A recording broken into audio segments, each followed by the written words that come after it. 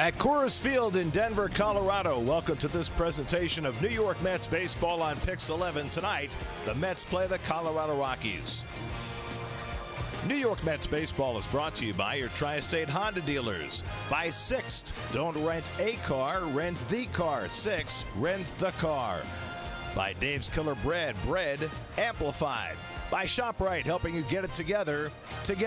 And by Hint, water with a touch of true fruit flavor. Mets have headed west to the Rocky Mountains. High elevation, you know, even in town. Denver, home of Coors Field. That's the player outside. Represents all the players. And there are all the Mets players, at least their jerseys, their road jerseys, and especially number 21.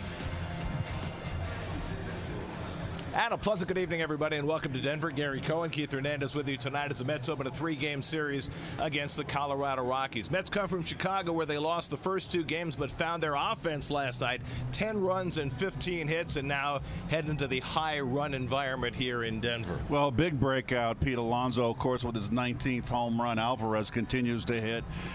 It was a good sign. It was a good get that win in Chicago and come here.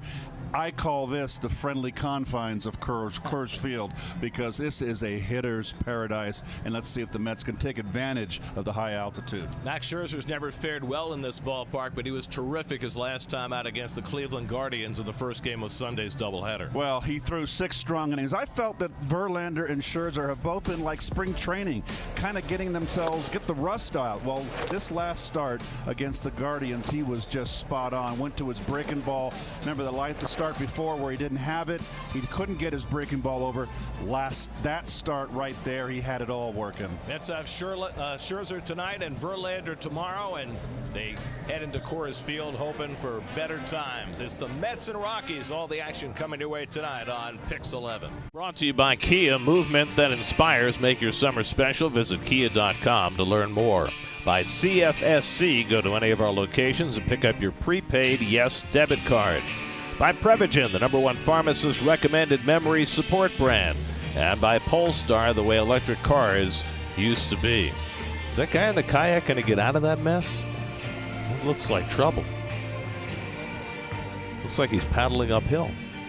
1 week from tonight, get out to Citi Field when the Mets take on the Toronto Blue Jays. Stick around after the game for the season's first fireworks night. For tickets, go to Mets.com/tickets. And that brings us to the themes of the game, brought to you by Nissan, Keith. Oh, you want me to do it?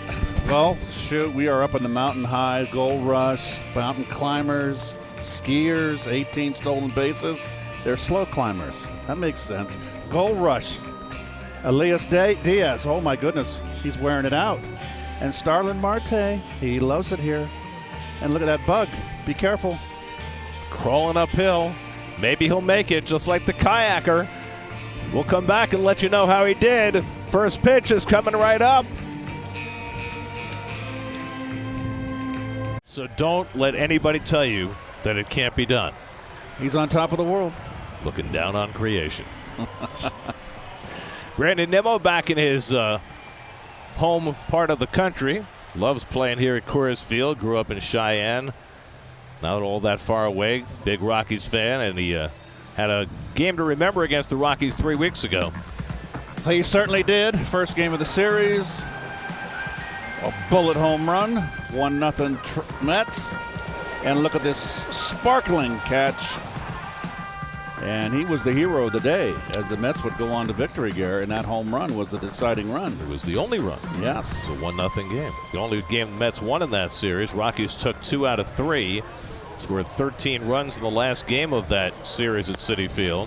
Rockies have had a good month of May. They've gone 13-9. They were 9-20 at the end of April, but they're playing better now. They just took 3 out of 4 here against the Marlins.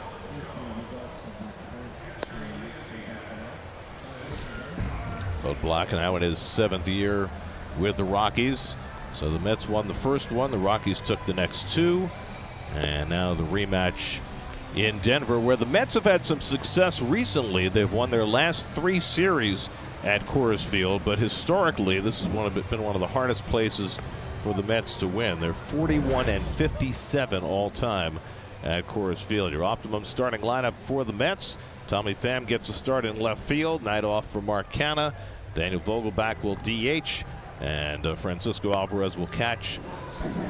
Buck Showalter said before the game that Mark Vientos will start each of the next 3, but not tonight. Connor Siebold getting the start tonight for Colorado. And this will be his 5th start. He got plugged into the starting rotation with all the devastating injuries to the Rockies rotation, and he hasn't fared well. The team has won 3 of his starts, but they've been big scores. As you can see, his ERA is up near 6. Gave up 5 runs in 3 2/3 in Texas his last time out last Sunday. Nimmo leads off.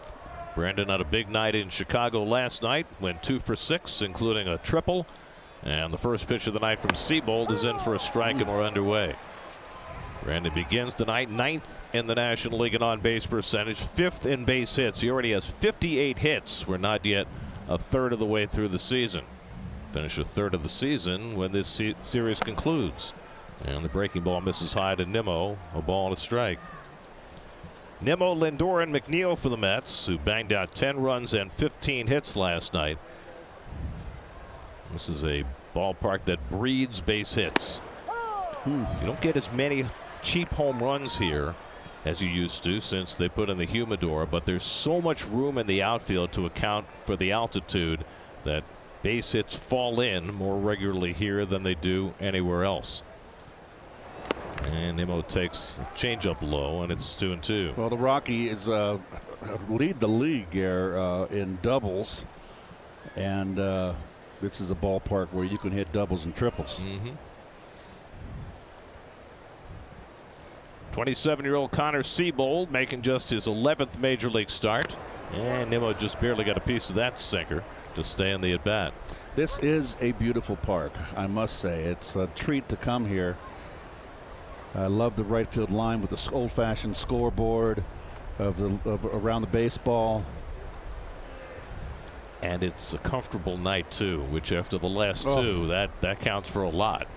Up and away, there were massive thunderstorms mid-afternoon here. A lot of hail fell, some really loud thunder and lightning. But the evening has come up beautiful, 70 degrees at game time. 3-2 coming to Nimmo, and he takes inside ball 4, did not swing, and the Mets have a leadoff base runner. Would like to apologize for some of the technical issues that we're experiencing. We're working to clear that up. Keith? And the Rocky defense brought to you by the New York Lottery, and Diaz behind the plate. As we mentioned, he's been tearing it up, 340 batting average. Nolan Jones just called up, plays at first base. Harold Castro out in center field as they got an injury there to their starting center fielder. And that was Brendan Doyle yesterday, I believe, and he is probably not going to play in this series. Yeah, Doyle ran into the fence yesterday. The Marlins had 2 2-run homers in the 9th to tie that game, and the first one by Jorge Soler. Doyle hit the fence hard. They had to cart him off. He has a bruised knee. They did not put him on the IL, but Castro, who's not had a whole lot of time in center field, filling in there. Lindor had a rough series in Chicago, just 1 for 12, and he takes a fastball away from Siebold, and it's 2-0. But Lindor drove in a run last night, and that gave him 34 RBIs for the season. He's still 7th in the National League in RBIs, despite the low batting average and the low on-base percentage. It's kind of shocking to see Lindor a third of the way through the season with a .302 on-base percentage. He gets one in the air to deep right center field. Forget that. That's going to fly way out of here. Francisco Lindor puts a charge into one to put the Mets on top. 8th home run of the year for Lindor, and he crushed it. 2-0 New York.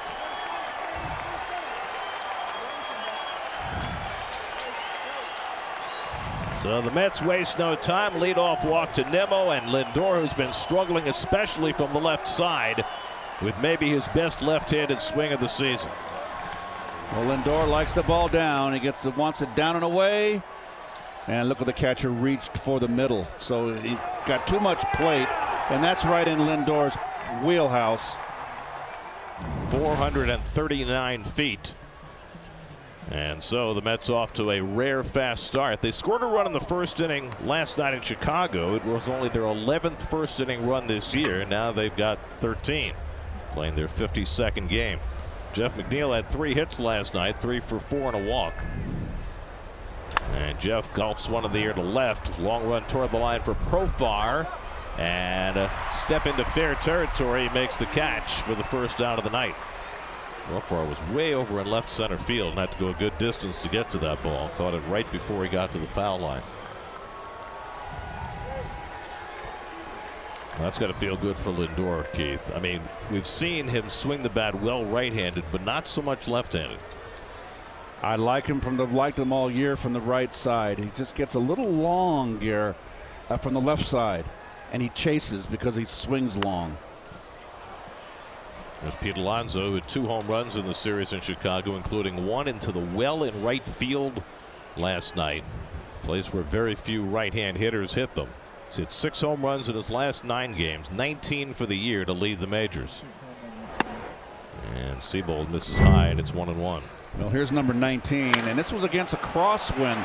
Wind was blowing in from left field, but to the foul line, and that's a crosswind, which usually knocks the ball down. I was shocked that ball went out. He flies this one out to right center, cutting across is Castro, and he runs it down for the second out. So Castro starting his 4th game in center field, only the 36th game in his career at that spot. Filling in for Doyle, and he makes that catch with ease for the second out. Yeah, the bulk of his play has been at second base this season for the Rockies. So 2 out now, Brett Beatty. Brett just 1 hit in his last 13 at bats, struck out his last 3 at bats last night. And he lines one to left, but right at Profar. Barely has to move to catch it. Side retired. But Francisco Lindor's 2-run homer puts the Mets on top. Max Scherzer will go to the mound when we come back. Diaz has been a huge surprise this year. At age 32, he's putting together a monster season, and they've got him now in the cleanup spot. Chris Bryant's always hit well against the Mets. Charlie Blackmon for 13 years, a Rocky. Jurickson Profar has been on a hot streak, and that's the task for Scherzer tonight. And those are Max's numbers, the current numbers, and the numbers are coming down. Well, the last start was his best of the season, and he did it in a start where he threw his fastball less than in any start that we've seen him as a Met. Charlie Blackmon DHing these days. Has a couple of home runs on his ledger against Scherzer, and a ugly cut at a high fastball, and he fouls it back 0-2. Charlie's now 36 years old. He's got 210 home runs in his career, 2 of them against Scherzer, 1,636 hits. Spent his entire career with Colorado after they took him out of Georgia Tech 15 years ago. And he bounces one toward the middle of the diamond, and that'll get through for a base hit. So Blackmon on a 0-2 pitch, able to bounce one up the middle for a leadoff single. Now, Blackmon in his day was a base stealing threat, but most of his play now has been in DH. Can't cover the ground like he used to, but he can still hit. You know, you talk about this place as a hitter's paradise, Keith, and of course because of the atmosphere and because of the expansive outfield, a lot of hits are going to fall. But the other part is the infield is so fast. There's Jurickson Profar. And he pops one up foul, backing out of play, 0-1. You would think that to just try to even things out, they'd make the infield a little slower. Like old Wrigley Field back in when I played in the 70s and 80s, it was the 4 inches of grass. And much to Bill Buckner's chagrin, you lost so many ground ball base hits on that infield. Nowadays, it seems like every infield is like a putting green. Yes. Profar's reached base safely in 32 straight games, and he's befuddled by Scherzer's off-speed pitch, and it's 0-2. So Max has been going to that changeup. It's been feeling pretty good. Remember, he's had that callus on his pitching, was his thumb, I believe. And he's had to work around that, change his grip, he said, with his breaking stuff. But I'm sure it's probably more than healed by now. Well, he said he did not expect it to be an issue today, but you never know, especially with the dry air here, how it's going to fare. But that's why he came out after 6 innings against Cleveland last Sunday. If it had not been for that split callus on his thumb, he probably could have gone a lot farther than 83 pitches. Blackman at first, 0-2 to Profar. Scherzer's yet to throw ball one. And now he does. 1-2 to Profar. Rockies aren't a team that steals bases, last in the major leagues in stolen bases. Well, if you play in this ballpark, you can't risk. You're playing for the big inning. You can't risk outs on the bases. Interestingly, their home road splits are not as stark this year as in some years past. Swing and a miss, and he got him on the up and in fastball, so Profar is retired for the first out. And we'll take a look at your Metropolitan defense, brought to you by Genesis. Francisco Alvarez, he shined behind the plate defensively. Pham getting a start out in left field against the right-hander. I was looking at some of the defensive numbers today. Chris Bryant steps in with 1 out and 1 on. And a first pitch curveball popped up into shallow center. Out goes Lindor to call. And he puts it away, so Bryant retired on 1 pitch. Even though he didn't begin the year in the major leagues, Alvarez is now tied for the major league lead in defensive runs saved among catchers. I believe that. I mean, he has just been a revelation behind the plate. We always heard about his offense, and we always heard that his defense was behind his offense, but he has come so fast, so far. Here's Elias Diaz having himself a monstrous year. The defensive run save, they'll factor in framing, it factors in throwing, it factors in blocking, all the things that go in, all the measurables that you can have as a catcher. And there's Glenn Sherlock, who is the catching coach. Diaz rifles one to left. Coming toward the line is Pham, and he slides and makes the catch. Tommy Pham making up some ground and taking a hit away from the red-hot Elias Diaz. That gets Scherzer through the first. Mets 2, Rockies nothing. No sign of our kayaker. I don't know if he got lost in the rapids. We'll have to get an update. Starling Marte leads off in the second against Connor Seabold. Mets with a 2-0 lead. Marte had 2 big RBIs for the Mets last night. And Seabold runs a fastball inside for ball 1. Marte, Vogelbach, and Pham for the Mets in the second. Marte has loved hitting in this ballpark. .421 lifetime in 26 games.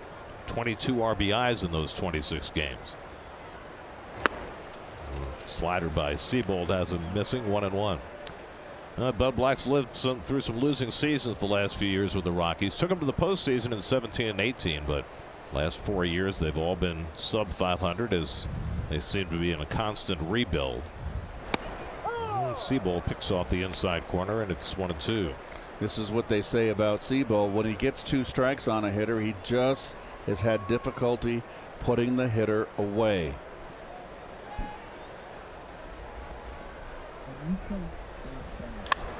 Fly ball toward the right field line. A long run for Bryant. And sliding across the line, he made the catch in fair territory. We've seen a lot of outfielders have to turn on the jets, getting toward the lines early in this game. Good play by Bryant for the first out. It's Bryant's 35th start out in right field. That's been where he's played the most. He's played 1 game in left, and he's had 11 games as a designated hitter. Now Daniel Vogelbach, who got aboard in each of his last 2 plate appearances last night with a walk and a single. And he takes his fastball low and outside for ball 1. Vogelbach starts the night with a .372 on base percentage, 1 tick behind Nimmo for the club lead. And takes outside 2-0. Well, they've just been pitching him away, and he stands deep in the box, and he's way off the plate. And he's a rarity too. He loves that ball belt high and up. He is a good high ball hitter. Flies that one foul down the left side. 2-1. I thought he had some interesting comments about the way he's approaching things right now. He says he's not feeling good at the plate, and I guess that's fairly obvious. And what he's trying to do is just put the ball in play, settle for singles right now, get his walks until he feels better in terms of producing power.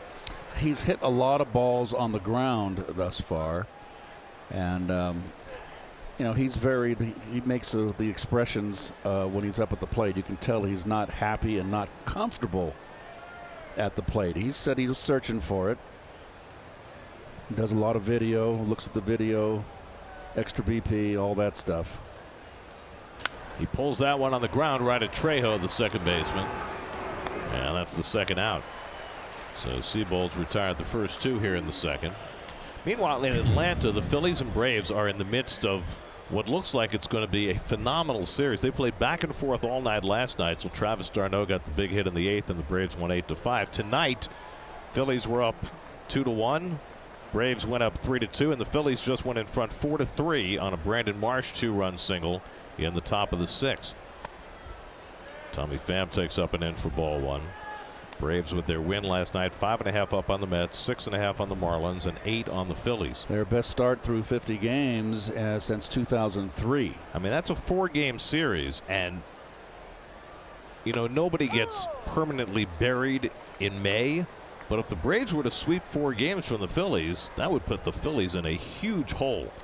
Of course, last year the Braves dominated the Phillies until it really mattered in the postseason. Grounded softly to third. Down is McMahon to get it, and he short arms the ball to first. Wow. And it got there on a hop. I don't think he intended to do that. He just goosed that throw. It's a 2-0 Mets in the second. It's a better throw he threw in the stands. Etiquette that aren't written into the rules, but watch Francisco Alvarez as Pham watches, as Pham bats. Look where he is. It's like slowly I walk, step by step. You can't do that. And yet it doesn't seem as though anybody said anything about it. Ryan McMahon leads off against Scherzer and takes up and away for ball one. Now, we talked to Buck about this earlier a couple weeks ago. There's no rule that states that the batter has to stay in the on-deck circle. Curveball hit high and deep to right center. Marte goes back for a look, but that ball's going to be gone. Long home run for Ryan McMahon. His 5th home run of the year to cut the Mets lead to 2-1.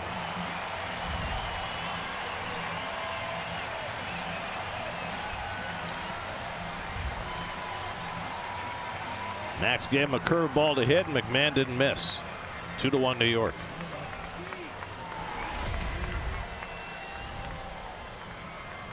Oh, it's a hanging breaking ball. Wanted to back door, and it came belt high over the middle.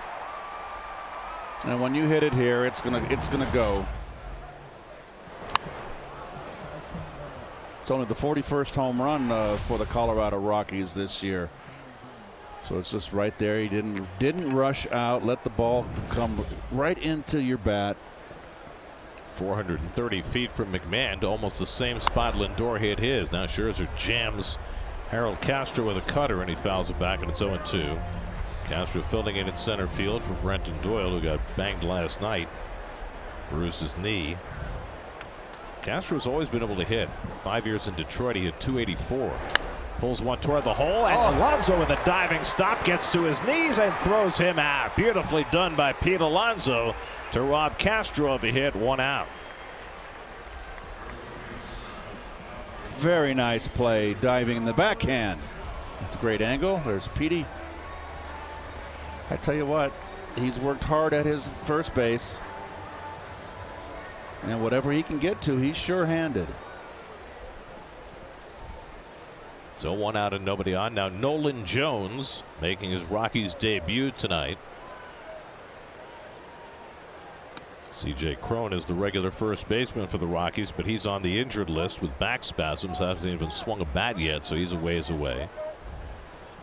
So they've been trying to fill in with various guys. They just sent Mike Toglia down and brought up Nolan Jones today to give him a crack at it. And that's away 2-0. Jones has not been a first baseman for most of his minor league life, but he's being thrust into that role tonight. He was tearing it up offensively at AAA for Albuquerque. He was hitting .356 with 12 home runs, and Scherzer's behind him now, 3-0. Nolan.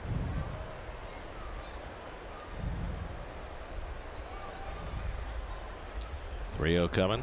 And there's a call strike, 3-1. It's hard to believe that Max, this is his 438th appearance, and he has yet to have a win in this ballpark. He's 2-5 lifetime with an ERA of over 4.50 in 12 starts against the Rockies. Lined and caught by Beatty, and that's the second out. So 3 hard hit balls in this inning against Scherzer. Nolan Jones lines out 2 away. There is something else that's different about this ballpark. Normally the sun sets behind home plate, or in some cases behind third base. At Coors Field it sets behind the left field foul pole. So sometimes at this point in games, on throws from the left side of the infield, the sun can get into the eyes of the first baseman as he's taking the throw. See where the shadows are coming from the left field corner over toward the right field line. I think it gets worse as the summer progresses. Yes. But it's something Pete's got to be aware of. Here's Alan Trejo, and he takes a slider for a strike. Trejo's been sharing the second base job after Brendan Rodgers tore up his shoulder in spring training. Well, they've had so many injuries on this Rockies team, particularly to their pitchers, but key ones to some position players as well. 0-2 to Trejo, who's hitting .231, no home runs. Scherzer still trying to get settled in. He's given up 3 hard hit balls in a row in this inning, the home run and then 2 hard hit balls on the infield. And Trejo able to foul back the fastball, 0-2.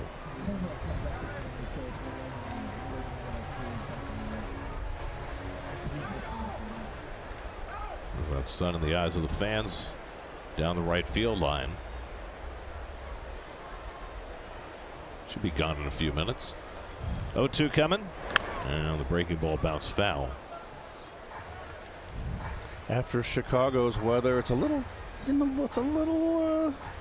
cold here. Not terribly cold, but from what we went through, and this team went through in Chicago, this is like living on the equator. Keith, this is paradise. Yes. Slider down, and it's 1-2. I mean, it was 51 with the wind blowing in at 20 miles an hour last night. Tonight, 70 at game time with the wind at 4 miles an hour. And we talked to each other after the game, and we said this was the second coldest game we've ever done together. Trejo pops one up into shallow right, and Marte looking up and making the catch. Side retired. McMahon's home run cuts the Mets lead in half. 2-1 New York after 2. The MLB Ballpark app will complete your next visit to Citi Field. Buy and manage game tickets, redeem offers, access exclusive content, and much more. Download the MLB Ballpark app today. Francisco Alvarez leads off in the third inning against Connor Seabold. Mets with a 2-1 lead. Seabold gave up a walk to Nimmo, a 2-run homer to Lindor in the first. He's retired 6 in a row since. Now facing Alvarez, who's hit in 5 straight games, 8 for 18 with 3 home runs in those 5 games.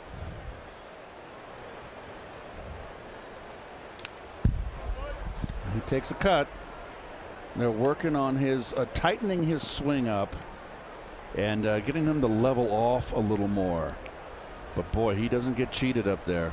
.511 slugging percentage for the season, second on the team behind Pete Alonso. Maybe that's all you need to know. Taken outside 2-1, but you're right. I mean, we've seen it in RBI situations that he's shortened up. He hasn't been as anxious at the plate. Couple that with all the defense, and for this 21-year-old, it has been a stunning beginning to his career. Slider off the plate, and it's 3-1. Nimmo and Lindor to follow.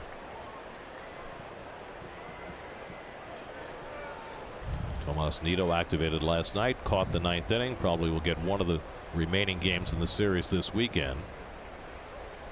3-1 coming, and Alvarez takes a slider for a strike.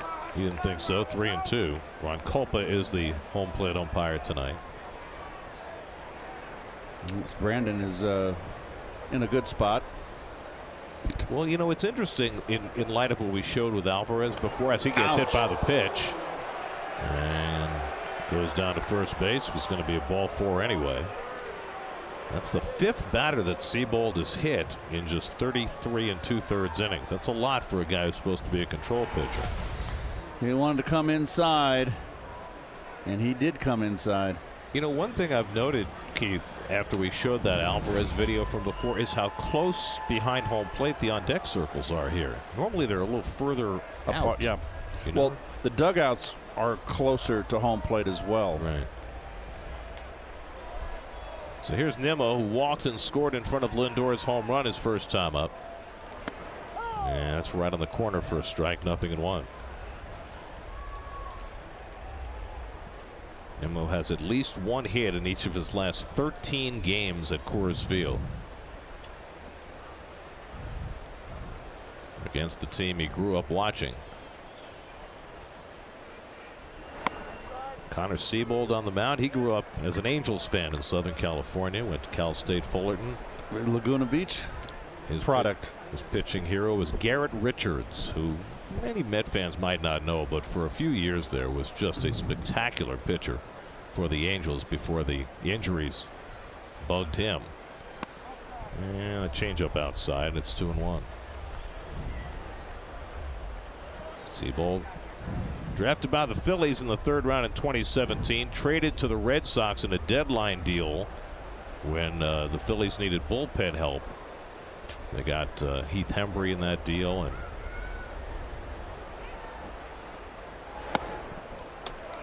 another relief pitcher, Brandon Workman.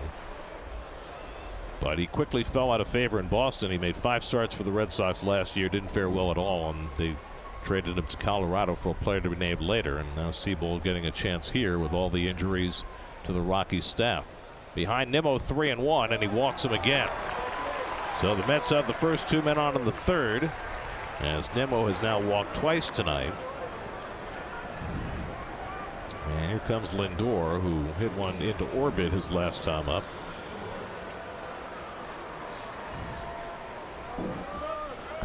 Lindor's home run was his 8th of the year. He now has 36 runs batted in. 36 RBIs in less than a third of a season. That's a pace for over 100, despite not really having a great season so far with the bat. And he takes a fastball outside, ball 1. And Elias Diaz is going to run that ball back out to the mound. We talked about the Rockies pitching injuries. It starts with German Marquez, who's been their best pitcher the last few years. He underwent Tommy John surgery, so he's out for the year. Antonio Senzatella, who came off the IL to pitch against the Mets at Citi Field, and then the next start blew out his elbow, and he's not going to be back till much later in the year. Ryan Feltner, who got hit in the head by a line drive, suffered a skull fracture, so he's going to be out for months. And Noah Davis, who they had up early in the year and was very impressive, a young pitcher, he hurt his arm, and he's going to be out for at least another month. So it's created opportunities for guys like Seabold. And he misses way up high, and it's 2-0 to Lindor. And the Mets trying to take advantage of this young pitcher, who has not thrown more than 5 innings in any of his starts this year. 2 on and a 2-0 count to Lindor with nobody out. McNeil on deck.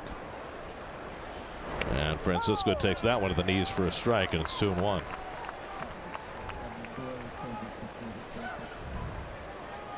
Well, it's crazy, isn't it? That he has more extra base hits than singles. Actually has more than that. He has 23 extra base hits now. He pulls that one just foul. And Wayne Kirby doing a nice dance step to avoid getting struck. Yeah, Lindor now has 15 doubles and 8 home runs. So that's 23 extra base hits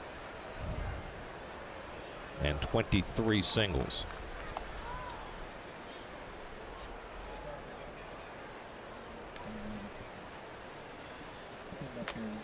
Alvarez at second, Nimmo at first with nobody out. 2-2 coming to Lindor, and he pokes that one foul.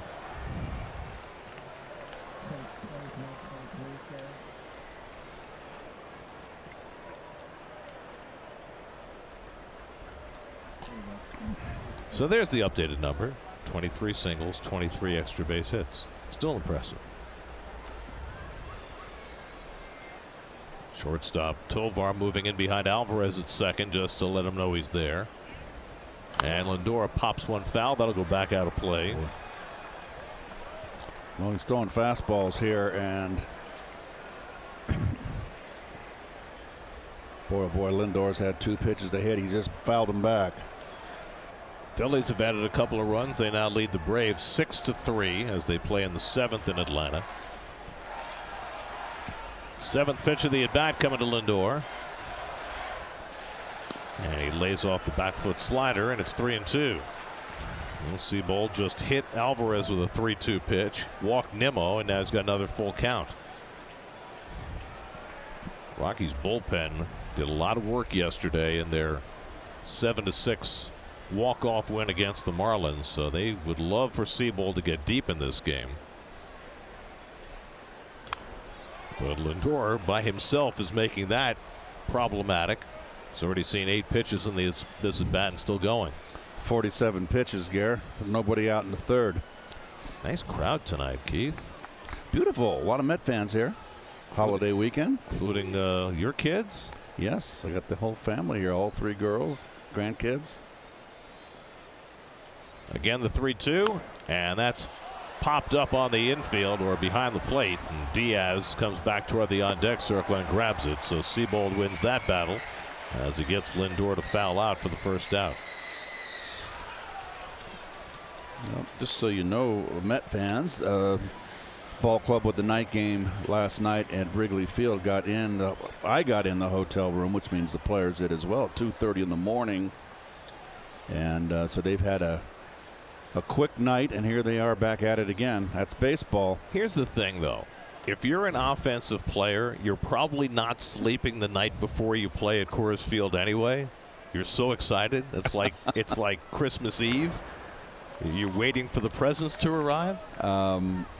Let's just say you look at the schedule and you find out when in spring training, when are you playing in Coors Field. Try to make sure you're in a hot streak. Or maybe you can get on a hot streak. I was in a hot streak when I was 19 years old, Gary, right here at Mile High Stadium, the old Denver Bears. And I was so confident I flew my father in from San Francisco, and I had a great 3-game series.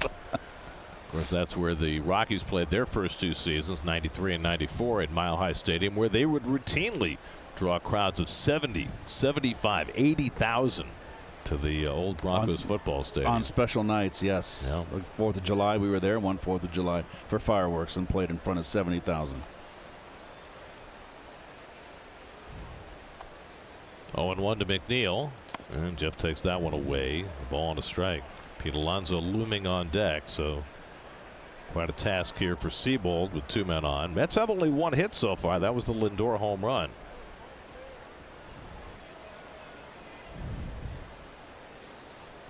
McNeil 3 hits last night, flied out to left his first time up tonight. And he rolls one over down to first. Jones fires and hits the runner, and everybody's safe. Alvarez will stay at third. Well, Nolan Jones, a very inexperienced first baseman. It's the first major league game he's ever played at that spot, and he only started 6 games in the minor leagues at first base. And he hit Nimmo right in the back. He did not. Nimmo does a good job getting outside the line a little bit, just enough. And he didn't know what to do with it. His inexperience there. And what should he have done? He could have backed up a little bit and got out of the line. It's tough for a right-hand thrower. Probably should have settled for the out at first. No, get the force. He did the right thing. It's an error on Jones to load the bases for Alonso. Fly to center his first time up, and Pete goes after a first pitch slider. 0-1. Pete a little over anxious on that first pitch. He's done so little chasing this year. I think he was just probably looking fastball first pitch, Gare, and let it wail. And now he'll go to hitting. Alvarez at third, Nimmo at second, McNeil at first with 1 out. And Alonso takes that one for a strike. So after swinging at a slider out of the zone, he took a slider in the zone. The Power Report brought to you by your local Chevy dealers. Most home runs through 51 games. Pete's got that record. Most by the end of May. He's tied his own record of 19 that he set in his rookie year.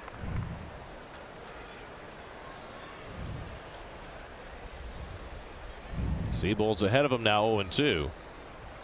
And Pete takes it high, 1 ball, 2 strikes. We have a little sunshine on the mound and hitter in shadow. You think that's an issue right now? No, I think that not at all, because it's all in the same shade and it's not real dark. And that was a good take by Pete. That was an up and in fastball out of the strike zone. He didn't chase. 1-2 coming, and he drives that one toward the right field corner, and that ball slices foul. Doing a nice job taking that pitch the other way on the slider from Seabold, and just ducked away. Well, let's see what Seabold does there. It was quite apparent from the swing that Pete was looking away and trying to go that way. Let's see if he recognized that, or the catcher Diaz recognized it and to come in with a fastball in. Well, does he believe enough in his fastball to come up and in?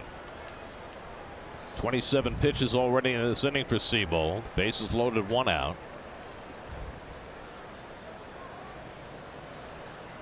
And Alonso just got out of the way of that up and in fastball, so he did choose to come up and in, but just missed badly. It's the right pitch, and he just not against a right-hander. He has a tough time throwing that for a strike.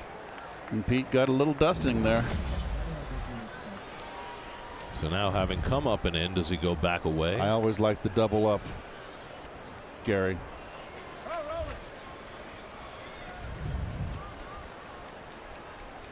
Brett Beatty on deck. 2-2 coming to Alonso. And he struck him out with the slider away. So after coming up and in, he went back away. That's some good pitching by Seabold for his first strikeout of the night. And you got Pete just chased out of the strike zone. And it happens in the course of a season. It's not very often Pete leaves ducks on the pond.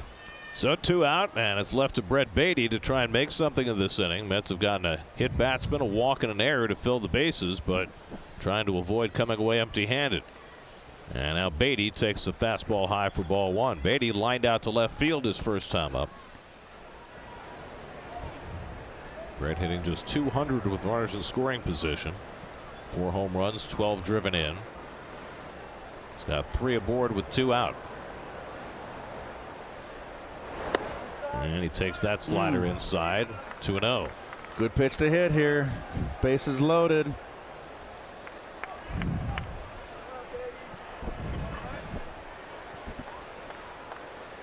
Alvarez at third, Nimmo at second, McNeil at first with 2 down.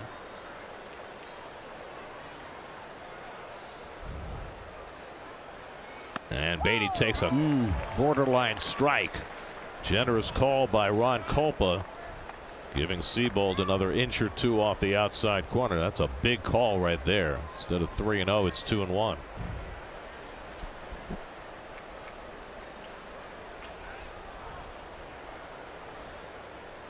And Beatty with a check swing. That's in for a strike, and it's 2-2. If you notice at home, folks, this is one of the few ballparks, I think the only ballpark, where the camera is directly behind the pitcher. It's higher. I like the angle, to be honest. You can see the corners. 34th pitch of the inning for Seabold. And he strikes out Beatty to end the inning. Came up and in with a slider and struck him out, and the Mets strand 3. Still 2-1 New York. Well, the Rockies have their own 21-year-old impressive rookie in Ezekiel Tovar. He's been great defensively and hit this home run at Citi Field to help the Rockies to a win. He had a nice little series, did he not? With 3 hits in that game, including that home run. It's been a little bit wild with his swinging lately. We'll see if Scherzer throws him in the strike zone. Goes away with a slider to start him off. Tovar's on-base percentage just .267. And he's been swinging at just about everything like that. Fastball away, and he takes a rip, and it's 1-1. Tovar, like Alvarez, 21 years old, like Alvarez, a native of Venezuela. 2 precocious players. We talked about Alvarez being at the top of the charts in defensive runs saved to catcher. Tovar is right up among the leaders at shortstop. He's tied for third right now in defensive runs saved. Put on a very impressive show in New York. 1-2 from Scherzer, and the curveball struck him out. Never threw him one in the strike zone, and he fans him. That's his second strikeout, 1 out in the third, and we check in with Steve Gelbs. All right, so Gary, if you ever wonder just how much energy Max Scherzer exerts when he's on the mound in a start, wonder no more. This is something that I noticed right outside of the Mets dugout in the tunnel, right as you're walking up the stairs to come out to the dugout. That's not 1, not 2, but 3 additional uniforms and undershirts for Scherzer to change into if he sweats through his uniform throughout the game. Now, every player apparently has the option to change uniforms in game, but Scherzer's one of a handful that has more than one option because he does tend to change quite a bit. Charlie Blackmon pops one up in foul territory. Beatty should have room. And reels it in 2 out. I'll tell you what, if you sweat through your uniform in this dry weather, correct, you are really expending a lot of energy. You are. It's hard to sweat here with the dry air. It's much like spring training in Arizona. Keith, did you ever change uniforms in game when you were playing? No. I'll tell you the guy who used to do it almost, I don't know if every inning, maybe that's an exaggeration, but Dwight Gooden used to change his uniform frequently in the course of his starts. Doc was like he took a shower in the first inning. Jurickson Profar struck out his first time up. Scherzer looking for his first 1-2-3 inning of the night. And he dots the top of the zone with that pitch. And it's 0-2.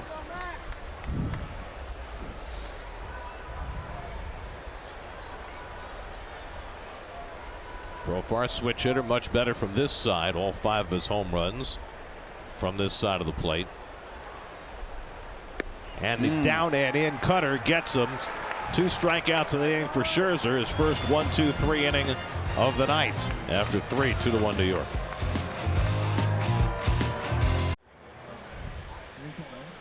Fourth inning at Coors Field. Mets with a 2-1 lead. Mets somehow bypassed a scoring chance in the third inning. There is that purple row there that marks the mile high in the stadium where the ball travels 9 to 12% further than the ballparks like Citi Field and Yankee Stadium at sea level. Is that our physics lesson for the night? You can atmospheric physics. I'm learning. Starting Marte fouls back a fastball and it's 1-1. Marte flied one down the right field line and Brian made a sliding catch. You know what, though? You know what's stark about coming from Chicago to here? It's the biggest outfield in baseball. It's not even close. I think Kansas City's the second biggest. But the distances down the lines here are shorter than at Wrigley Field. At Wrigley, it's 353 and 355. Here, it's 350 and 347. That really stands out. And when you remember the home run that Alonso hit last night, that really draws your attention. Bunted by Marte. Tough play for Diaz. Off balance, and he got it there. Wow. Diaz had all of his momentum going toward the mound, and somehow he got enough on that ball and right on target to throw out Marte. Well, my goodness, what an athletic play. Bare hand, very awkward position to throw, and on the money. That is a fine play.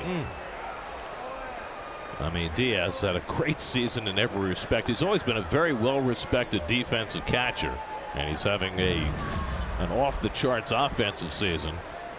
That was terrific. There's Daniel Vogelbach.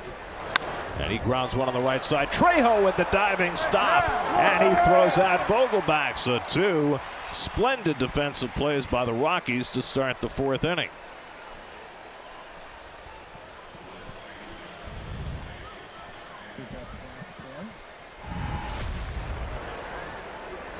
Right of your screen, good break, nice dive, time to throw to first.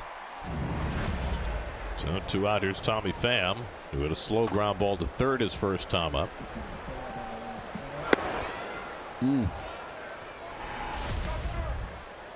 Well, beautiful dive, and now much more important, you can't have the shifts. It's important to have good range at second base. Pham flies one to center. Right there waiting for it is Castro. And it's a 1-2-3 inning for Connor Siebold in the fourth. Still 2-1 New York.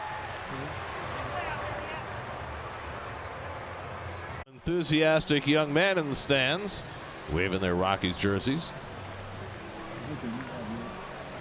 Mets baseball is brought to you by the Rehab Doctor. For a free home improvement estimate, call 800-600-5400. That's easy to remember.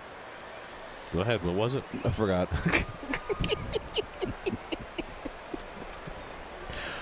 Fourth inning, Chris Bryant leads off against Max Scherzer. Bryant popped up on a first pitch curveball his first time up, and this time he gets a first pitch fastball that dents the outside corner.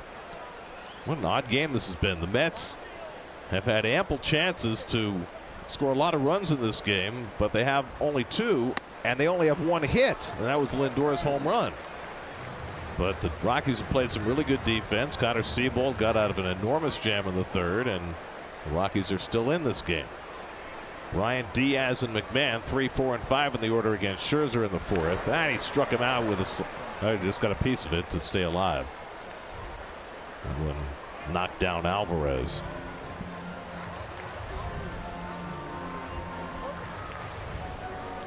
You know, we mentioned earlier that the Mets have won 3 straight series at Coors Field, but historically, this has not been the Mets' favorite stopping off point. In fact, all time, there are only 3 other ballparks where the Mets have a lower winning percentage than at Coors Field.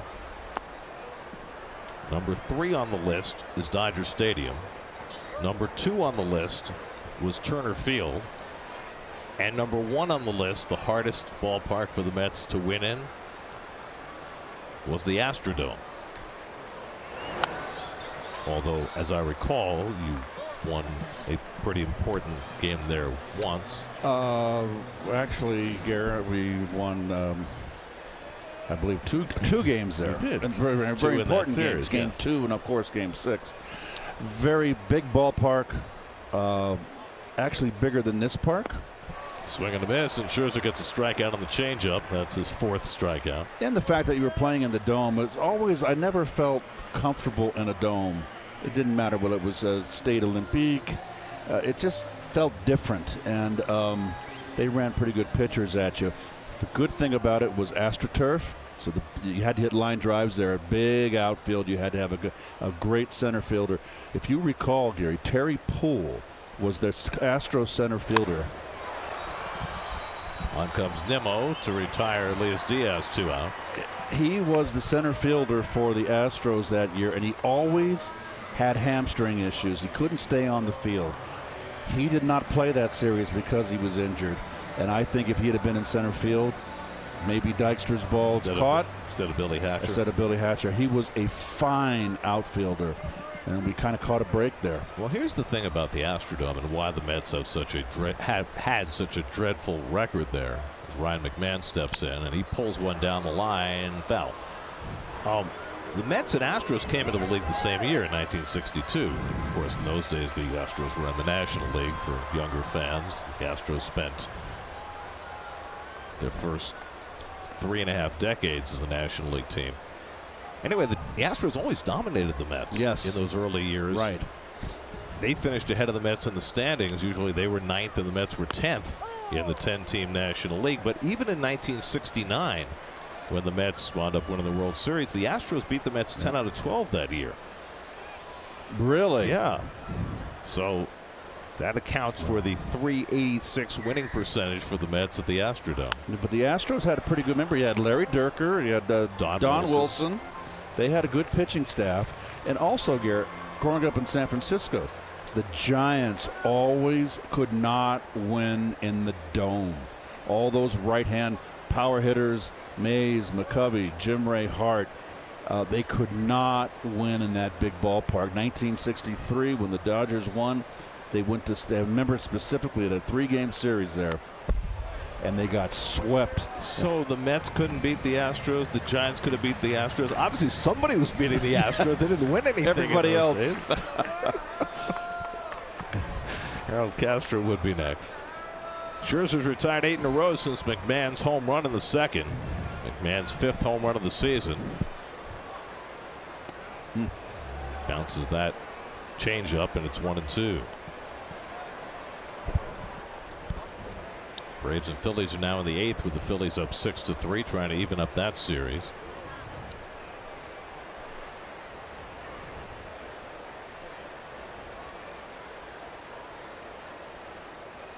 One-two coming to McMahon. And this is with the cutter low and in. 2-2. It's a pitch he used to strike out Profar in the last inning, just about the same spot, but McMahon wasn't biting.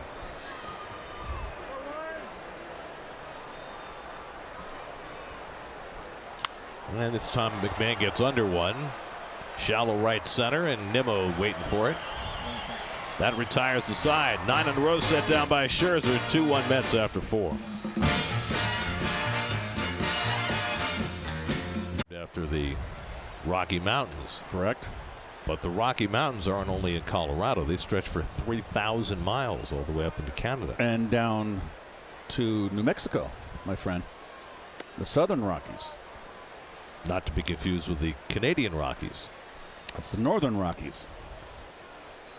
Now that we have that straightened out, Francisco Alvarez leading off in the 5th inning. Mets up 2-1. Alvarez hit by a pitch his first time up, and he takes a big cut and fouls one back.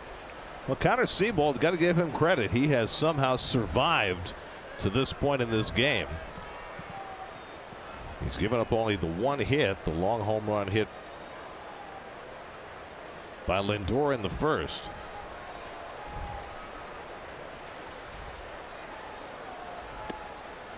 Alvarez takes one inside, and it's 2-1. I agree. I mean, they pitched aggressively inside, and it's probably the game plan, but Diaz behind the plate. In this ballpark, you can't let these guys, strong guys, extend their hands, their arms, I should say. Well, he extended his arms that time, but on a pitch out of the strike zone, it pops it up. Tovar goes back, and Tovar right in front of Castro makes the catch. Made it look easy. He is, he's fun to watch. He has got a lot of range, got a terrific arm. I mean, the center fielder could aggressively called him off here. But you got an inexperienced center fielder in Tovar who right. can catch anything, and exactly. he took charge. He's saying thank you very much. There's Nimmo, who's walked both times up. And he hits one toward left center field, slicing away from Castro. He won't get to this. That'll go up the gap. Nimmo on his way to second. He's going to take the turn. He's going to try for 3. The relay throw to third by Trejo, not in time. Second straight game for Nimmo with a 3-base hit. He tripled last night to right center at Wrigley Field, and now to left center at Coors Field. His 3rd triple of the year. 415, the dead central to the left, the deepest part of the park. Went right with the pitch. And Brandon has a very good sense of when he can stretch it to 3. And he's always hustling. This is, we've seen that movie too. Well, triples are made in the first 90 feet. Infield in now for Lindor, who homered back in the first. And he takes a cut at a high fastball, 0-1. Outer half, around mid-thigh, I believe. Right up at the plate. So Nimmo now has a hit in 14 straight games at Coors Field. On base all 3 times today, and now Lindor trying to get him in. Lindor's got the first 2 RBIs for the Mets tonight.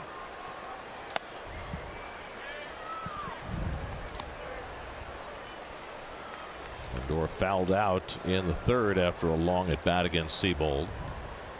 27-year-old Connor Seabold in just his 5th start for the Rockies, trying to keep his team in the game. And another high fastball, 3 in a row, and now it's 2-1. Here's the first inning home run. Got a pitch down out over the plate. 2-run shot. That's the difference in the ball game.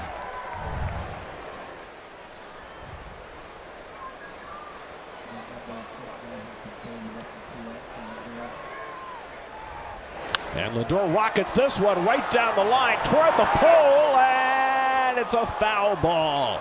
It just barely missed being a 2-run homer. Down and in. If you want to come in, you got to come in up and in, not down and into left-hand hitters. He just dropped the barrel on that. Now it's 2-2. And up and away, missed badly with that. 3-2 with McNeil on deck. Well, it's an outstanding percentage, 6 out of 9, getting runner in from third, less than 2 out. Let's say you have 36 RBIs, less than a third of the way through the season.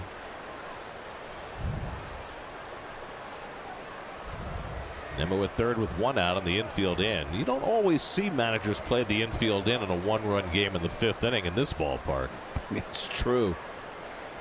Maybe Scherzer has something to do with it. Maybe. But you try as hard as you can to stop the big inning. Bill Black has managed tons of games here. Knows exactly what he needs to do. 3-2 coming. And he rifles one into center field for a base hit, and Lindor drives in his 3rd run of the night. Nimmo trots in to score, and it's 3-1 New York. Now Francisco Lindor now with 37 runs batted in, including all 3 for the Mets tonight. Wants the ball in. The ball is on the outer half of the plate. Catcher set up in. You can see that there was nowhere on the outer part of the plate, probably the outside corner. And Lindor stays right in and just drives it out there. Well done.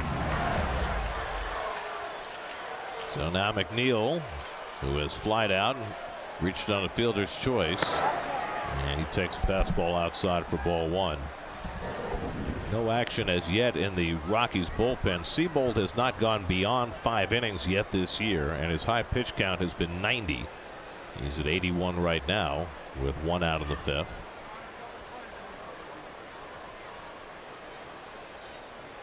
He spent the first month of the season in the bullpen, got sent down to the minors, got called back up, used once as a long reliever, and then stepped into the rotation. And Darryl Scott, the pitching coach, is going to come out and give Seabold a breather, and I think that'll also give the bullpen time to get started.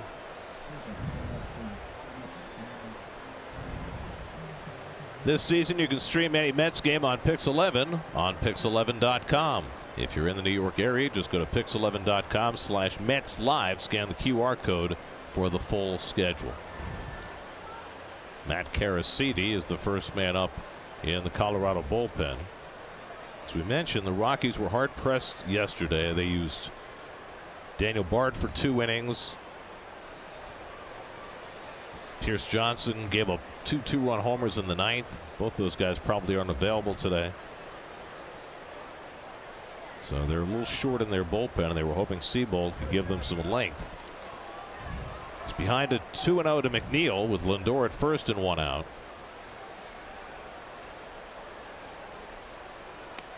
And McNeil takes a borderline strike. There's been some head-scratching home plate umpire ball strike calls so far tonight. Well, a couple of years ago, we never would have seen Jeff take a 2-0 fastball down in the strike zone in particular. Lofts that one foul, and it's 2-2. You know, they're experimenting with the robot umps, or what they call the ABS system, automatic balls and strikes. In AAA this year, they're doing it 2 different ways. Certain days they're using full robot umpires. Certain days they're doing a challenge system. I don't know when it's going to happen, but it's going to happen at some point. The robots are coming. Check swing and a foul ball. Well, how are you going to argue with a robot umpire, Gary? You're not. I mean, they're not. They don't have any personality. Well, you just hope. You hope with artificial intelligence that the robot umpires don't try and take over the game and the AI. world. Yeah. You always try to say something to get the under the umpire's skin. You can't with a robot. 2-2 coming to McNeil, and he slaps one down to third. McMahon, the throw to second, and it gets by Trejo, and everybody's safe.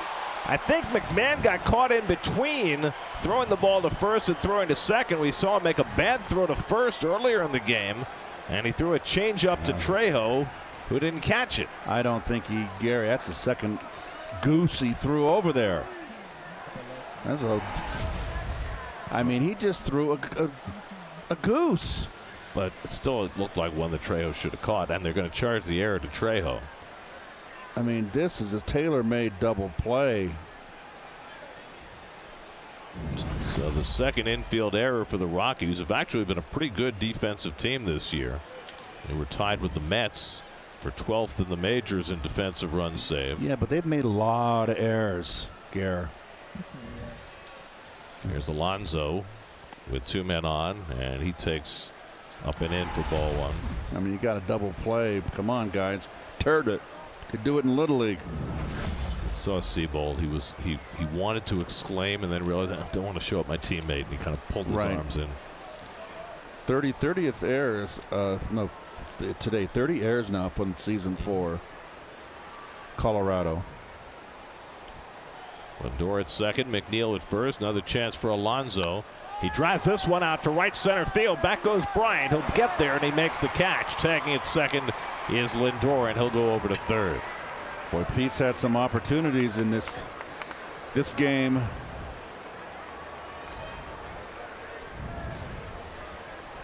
Well, he had the bases loaded and 1 out in the third, and Seabold struck him out. This time trying to drive the ball to the opposite gap, but did not get it solidly. So now 2 out, runners at the corners for Brett Beatty. That old 2-out RBI right now is just a killer. Loved getting up with 2 outs where you can really, pitchers trying to get out of a jam and you just deflate them.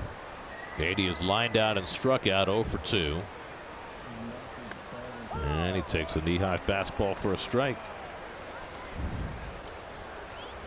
Well, the Rockies are never going to have good pitching numbers. Those are not terrible, even though they're last in the league in innings per start and 14th in ERA. When you play half your games at Coors Field, your pitching numbers are going to be dreadful. Correct. That's just a fact of life. That's lined the other way. A base hit for Beatty, and that'll bring in a run. Big 2-out hit for Beatty brings in Lindor to make it 4-1 New York. That is the second ball that Beatty has hit to left field. He's got into kind of a pull mode, and that's going to be it for Seabold. That is beautifully struck by balls down and away. He's a natural hitter. He can go that way. There you go. Right in, shoulder in, hitting, and that is just beautiful. That'll be an unearned run after the Trejo error. Seabold is out after 4 2/3. Matt Karasides coming in. Call to the bullpen brought to you by Hyundai. We'll be right back to Denver. Expressing himself into his hat. Defense let him down in this last half inning. Winds up going 4 2/3, 3 earned runs on 4 hits. Matt Karasides, St. John's product, will come in to face his hometown team. Called up from AAA on Sunday. First time he's been in the big league since 2019 with Seattle. Yeah, he originally pitched with the Rockies in 2016, and then he bounced around, went to Japan.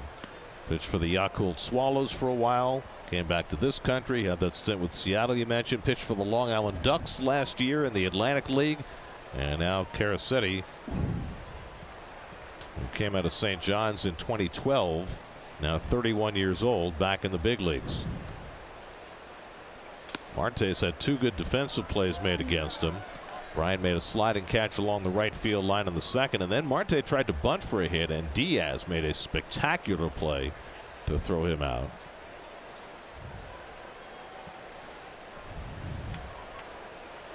McNeil at second, Beatty at first with 2 down, 2 runs home in the inning. And a swing and a miss. 2-1. It's a nice sinker by Karasides. Got under the bat of Marte.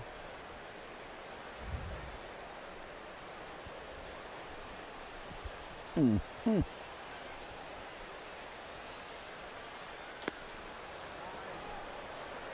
now behind 3-1 with Vogelbach standing on deck.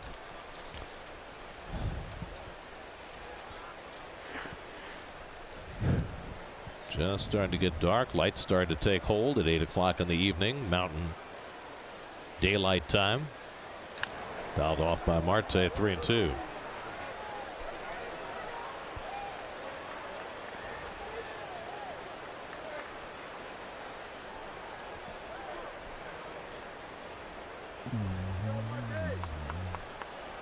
So now McNeil and Beatty will be running with 3-2 and 2 down. 3-2 from Caracetti, and Marte punches that one foul. The ball came up and in on his hands.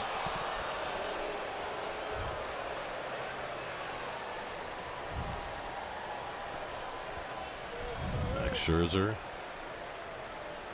prowling the dugout, ready to pounce back out on the mound. It's been a long half inning. Again, the 3-2, and Marte chops one right near the bag at second. Trejo will have to go to first with it and gets Marte to end the inning. But the Mets tack on 2 RBI hits for Lindor and Beatty, and it's 4-1 New York.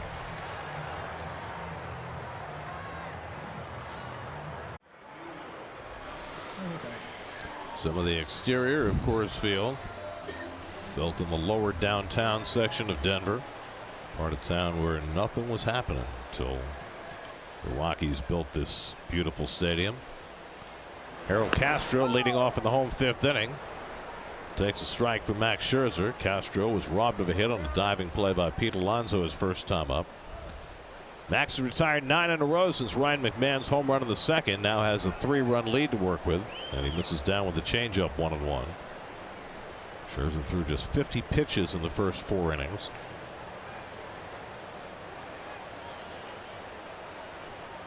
And Castro swings and misses an upstairs fastball, 1-2. You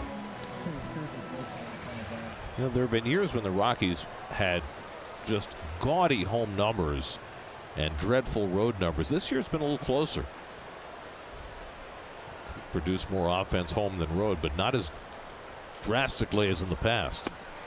And back foot cutter misses, and it's 2-2. They're averaging 5.1 runs per game at home, 3.8 on the road, which is a wide gap, but not nearly as wide as it's been in some years. And they're not a home run hitting ball club. No. And their best home run hitter is out of the lineup right now. That's C.J. Cron, who's out with back spasms. 3-2 to Castro. Nolan Jones and Alan Trejo to follow for the Rockies in the 5th. And Castro launches one out to center. Nimmo giving ground back in right center, and he jumps to make the catch. Not sure if Nimmo judged that ball perfectly off the bat, but he made up ground and made the play to retire Castro. 1 out. Good jump by Brandon and a little leap. He is just really, his defensive skills have been of such improvement. Become a quality center fielder. 10 straight now for Scherzer. Nolan Jones lined out to third in his first at bat as a Rocky. And we check in with Steve Gelb. Steve? Well, Gary, speaking of defensive improvement, we've talked a lot recently about the improvement and the strides that Francisco Alvarez has made behind the plate. And to me, the most impressive thing about Alvarez is how he's been able to gain the trust so quickly of a veteran-laden pitching staff. Guys like Scherzer, guys like Verlander. And by all accounts, it's because of the type of preparation that Alvarez puts in before every single game. He comes in and he meets with the analytics staff. He goes over heat maps. He looks at video. He talks to the pitching coach, and he formulates a game plan in his mind that he thinks is going to work. And then perhaps even more importantly, when he's in these pitching meetings with the night's starting pitcher, he voices his opinion. And Max Scherzer, before the game today, he's asking Alvarez, okay, here's how I would do it. How would you do it? And they've got a really good rapport figuring out a game plan together. Not the easiest thing to do for a 21-year-old with a pitcher like Scherzer, a pitcher like Verlander. But when you're confident in your abilities and you do your work, guys, I think, respect it.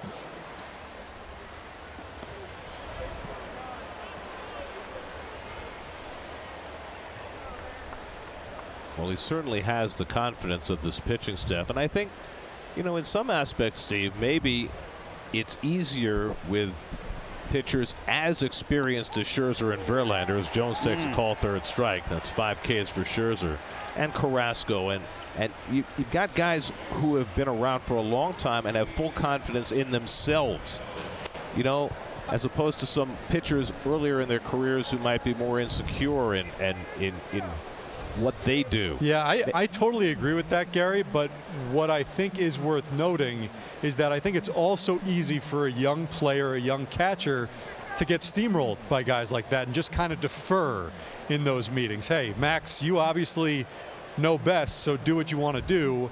And especially if you know Max Scherzer, that's not what he wants. He's got his own conviction, but he's open to having conversations. He wants to hear other opinions.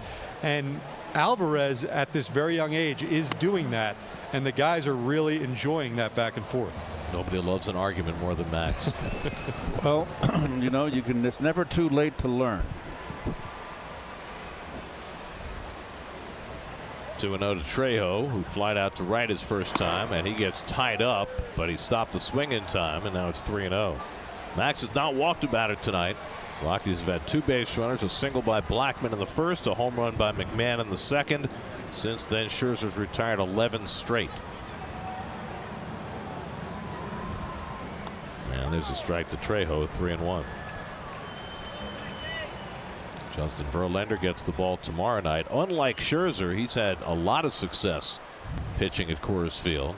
Scherzer's trying to win in this ballpark for the first time ever. And Trejo fouls it back, and it's 3-2. So what do you suppose Verlander's looking at there? Charts on the various hitters? It's charts. Interesting. I would say hitters, absolutely.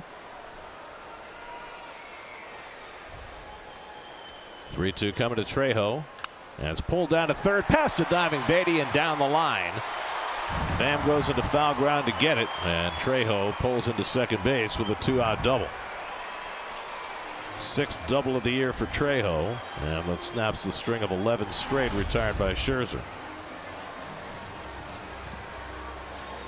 Just out of the reach of Beatty.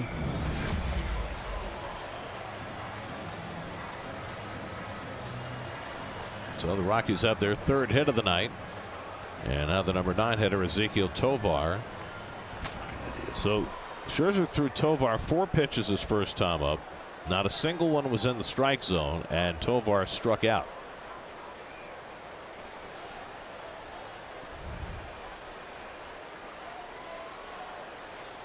And he takes advantage of his aggressiveness again.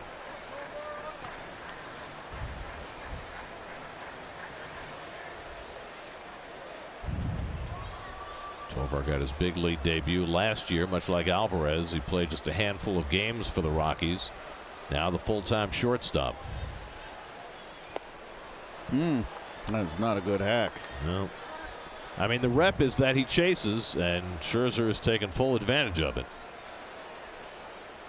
And Max is wily enough and experienced enough. If you're going to keep swinging at it, here it comes.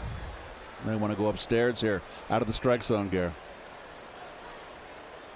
Oh, nice deke by the young catcher. It's not wise to fool Mother Nature, young man. Very nicely done. A couple of 21-year-olds, Alvarez and Tovar, and a little okey doke.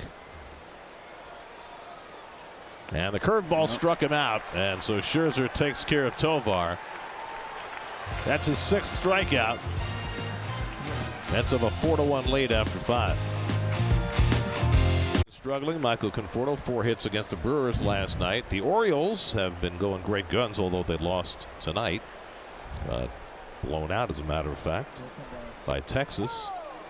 And then struggling, James Outman, leading Rookie of the Year candidate, not so good lately. But how about the Oakland A's? Wow.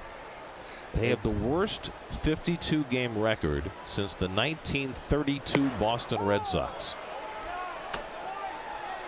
They're on a pace to have the worst record in the major league since the 1899 Cleveland Spiders.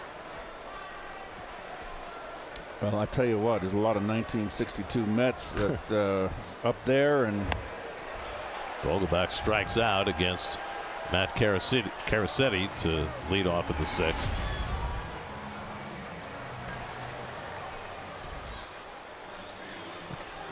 I don't know if you're a 62 Met, and there aren't all that many of them left, but if you're a 62 Met, do you want to have Yes. the 40? You don't want that. Are you kidding? You're saying you think they want Oakland to have fewer wins than they had? Yes. You want the monkey off your back, so to speak. I don't think they look at it as a monkey. I wouldn't want that on my back. They're one of the most famous teams in the history of baseball. Well, Oakland will win now. I mean, think of all the money that Marv Throneberry made doing the Miller Lite ads because he was associated with the Mets. They've worn the crown for a long time. It's time to give it up. Now, the 1899 Cleveland Spiders played most of their games on the road, and that's considered pre-modern. They won, what did they win, 34 that year? You would 34 know. and 136 or some absurd thing like that. I'd have to go back and check, but it's less. They had fewer wins than the 62 Mets, who won 40 and lost 120. And they have the modern record for the worst record. Tommy Pham takes a rip and comes up empty, and it's 2-2. Well, this time, Francisco Alvarez hanging out nearer to the on-deck circle. Somebody might have said something. 2-2 coming, and Pham takes strike 3 called. Fastball at the outside corner at the knees. So Caracetti's been impressive. Retired his first 3 hitters. I was a little off with the Cleveland Spiders. They were 37 and 115 in 1899. And the Mets were 40 and 120. 40, 120. 2 games rained out. That didn't mean anything. I mean, they could have been 42 and 120. They could have been 40 and 122. But it just, in those days, they were not as hell-bent to make up every game. And 62 the first year, correct? They finished 60 and a half games out of first place. From the San Francisco Giants and the Dodgers, right? They went into playoffs there. 3. Giants beat the Dodgers in a 3-game playoff. They beat them the 3rd game in Chavez Ravine. In Chavez Ravine, they scored 4 runs in the top of the 9th in the last game. It was like a couple of errors. It wasn't a Bobby Thompson type playoff win. It was a little uglier than that. That's lined up the middle, and Alvarez has a base hit. So Francisco Alvarez on base for the 2nd time tonight, a 2-out single. And now Brandon Nimmo is having himself a night. Looked like an off-speed pitch of some sort. Boy, he is coming around. Oh.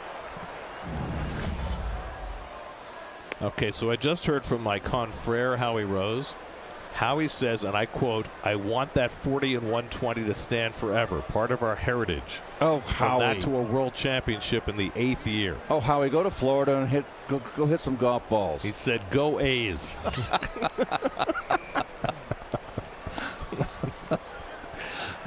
Howie's off this week. The Mets have the baby Mets, right? Beatty and Vientos and Alvarez. Well, we've got the baby Mets in the radio booth. That's right. As well. Keith Redd and Pat McCarthy holding down the fort. 2-0 to Nimmo, has been on base 3 times with 2 walks and a triple. And that's low and inside 3-0. I'm with Howie all the way on that. Now, I don't know if Ed Kranepool feels the same way. He only had a few at-bats for the 62 I would have Mets, a good question to ask Ed. 3-0 to Nimmo. And he walks for the 3rd time tonight. It's been a Nimmo kind of night. 3 walks and a triple. And the Mets have 2 men on in the 6th.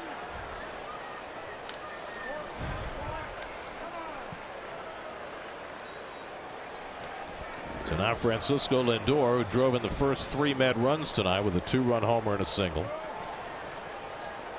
It's over in Atlanta. Phillies beat the Braves tonight 6-4 to even up that series.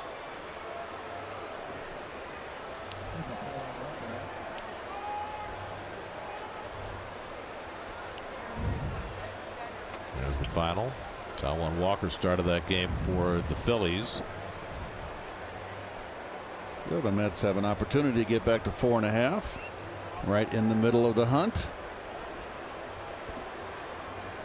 That's a big win for the Phillies because, you know, as I said earlier, you don't necessarily get buried in May, but if they got swept by the Braves 4 games this weekend, that would be. You can dig a hole for yourself. That's tough to get out of. I always felt if you get 10 under 500, you know, that's not where you want to be. We're 10 games back, right? They were 8 games back going into tonight, so they cut that to 7. So here's Lindor with 2 out and 2 on, facing Caracetti, and he takes a fastball for a strike, 0-1. Connor Seabold went 4 2/3, allowed 4 hits, 4 runs, 3 earned, 2 walks, 2 strikeouts, a hit batsman, a home run, 90 pitches. Caracetti got the final out of the 5th and now trying to get through the 6th after a single and a walk. And there's a good splitter by Caracetti. He had Lindor down to a knee, and it's 0-2. Your Volkswagen probables for the remainder of the series: Justin Verlander tomorrow night against the well-traveled Chase Anderson, and Tyler McGill Sunday against the lefty Austin Gomber, who pitched great against the Mets at Citi Field but has not pitched very well otherwise.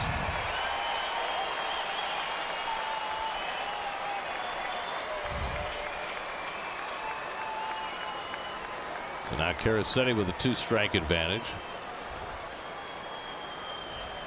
And Lindor hits one out to right. Bryant is there, and he's got it to end the inning. Mets strand 2. Still 4-1 New York in the 6th.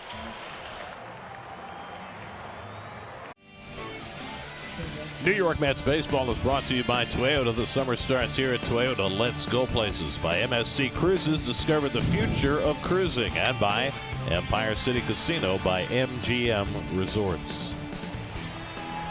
Max Scherzer starts his 3rd time through the Rockies batting order. Charlie Blackmon leads off and takes inside ball 1. Blackmon has one of the 3 Colorado hits tonight, a single to center to open the 1st inning. Scherzer has settled in nicely after giving up that hit to Blackmon in the 1st and a home run to Ryan McMahon in the 2nd. He retired 11 straight and has a 4-1 lead as he starts the bottom of the 6th. And Blackmon hooks one foul. 1-2. Well, all effort when Max delivers a ball, no matter what the pitch is. Very little take back. Stands tall. Both hands way over his head. And really doesn't get, it's not a drop and drive. He's just so strong. 1-2 coming, and the slider fouled off. Jurickson Profar on deck, and then Chris Bryant for the Rockies in the 6th.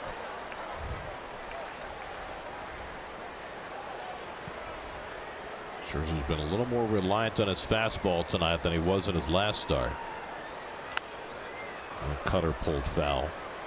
In that start against Cleveland, he threw his fastball only 31% of the time, down from 47% for the season. He's been right in line with his season numbers tonight.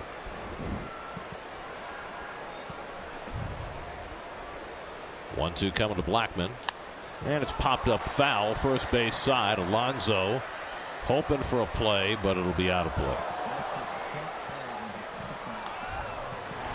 Keep your eye on Scherzer's front leg and watch it stiffen up, and then the follow through. It's really a lot like Gibson with the legs to a degree, but not as pronounced. Not as pronounced.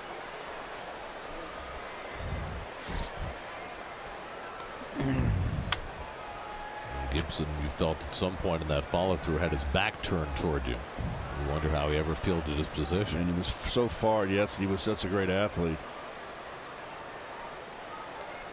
7th pitch of the at bat from Scherzer to Blackmon, and he pops this one up.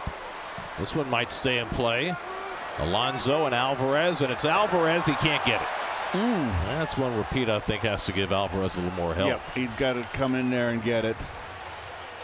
Pete was playing deep, a long way to run, It's a tough play for a catcher when the catcher has to run up the line, both lines, as opposed to coming back behind home plate. So that prolongs the at-bat for Blackman. Another 1-2 from Scherzer. And he struck him out through a fastball right by him. 7 strikeouts now for Scherzer. That's a season high. Well, here we are almost into June, Met fans. Verlander pitching tomorrow, coming off an 8-inning start, and now Max backing up 2 starts back-to-back in a very unfriendly park to pitchers. Maybe things of pitching, starting rotation-wise, are starting to take shape. Jurickson Profar lines went past Alonso into right field. And so Profar, who struck out his first 2 at-bats, extends his on-base streak to 33 straight games.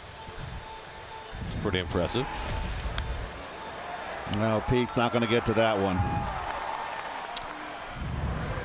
Likes the ball down and out over the plate. You know, you made the point about Met pitchers getting deeper into games, and we've talked about it ad nauseum this year, the number of starts they've had of 5 innings or less and how much pressure that's put on the bullpen. It doesn't take much with Bryant, and he gets a slider and pops it up. Alonso should have a play on this one in foul ground, and one hands it for the second out. How about this stat, Keith? When the Mets have gotten at least 6 innings from their starting pitcher this year, just 6, they're 12-0. Okay, I mean, that makes sense. It just doesn't take that much, right? And with Scherzer and Verlander rounding into form, I think you can expect at least 6 innings from those guys now on a regular basis. And that's 12 out of 51 games, so they got to increase that. That's the problem. Yep. Right? Well, at least it has been the problem, because Verlander was out for the first 5 weeks, and Scherzer was in and out because of injury and suspension. And Max is 1 out away from another 6-inning performance for the rotation. Elias Diaz has hit the ball well twice tonight, but he's 0 for 2. Lined out to left, flied out to center. Diaz hits that one hard foul. Well, how about these numbers on Elias Diaz? He's 32 years old. This is not a kid, right? He's been in the big league since 2015. His lifetime OPS coming into this year was 680. This year, coming into today, 924. For the first 2 months of the season. I mean, but he's never, ever been this good for this long.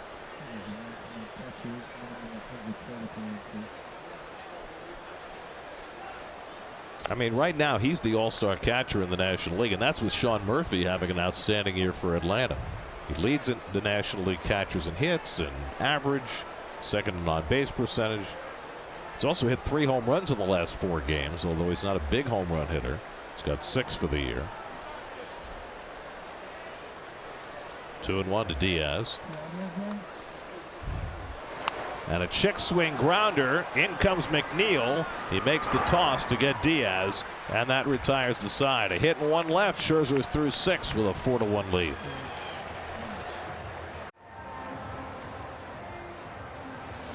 In-game box score for the Mets brought to you by Spectrum One. Big night for Nimmo. 3 walks and a triple. Francisco Lindor has driven in 3 runs with a 2-run homer and an RBI single. Max Scherzer has done the rest. 6 solid innings, looking for his first ever win at Coors Field on a delightful night in the foothills of the Rockies. What a pleasure. Yes. After the frigid last 2 nights in Chicago. Whew.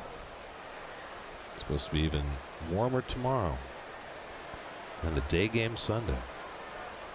McNeil twice has reached on errors. Otherwise flied out to left, 0 for 3, and he pulls one on the ground right at Trejo. Ball comes up on him, but he stays with it, and he throws out McNeil. 1 pitch and 1 out. Matt Caracetti has now worked an inning and 2/3 in relief. The St. John's product has done a good job. He's from New Britain, Connecticut. Went to high school in Berlin, Connecticut, and then to St. John's. Here's Pete Alonso, who's gone 0 for 3 tonight. 2 fly ball outs and a strikeout. He takes fastball for a strike, 0-1. Air Alonso. He's had some big air this year. Pulled on the ground to third. Ooh. McMahon's got it. Let's see this throw. That's a good one. McMahon's made 2 offbeat throws in this game, but that was a solid one. Road ahead for the Mets brought to you by your local Ford stores tomorrow night and Sunday afternoon here in Denver. And then the Mets go home to play the Phillies for the first time this year starting Tuesday night. And then the powerful but right now last place Blue Jays come in over next weekend. Of course, last place in the AL East means you're still over 500. Here's Brett Beatty. He lines one to center field for his second hit of the night. So Beatty, who drove in a run with a base hit to left in the 5th, jumps on the first pitch from Caracetti and lines it into center. It's good to see Beatty starting to come out of that little funk he was in, starting to swing the bat.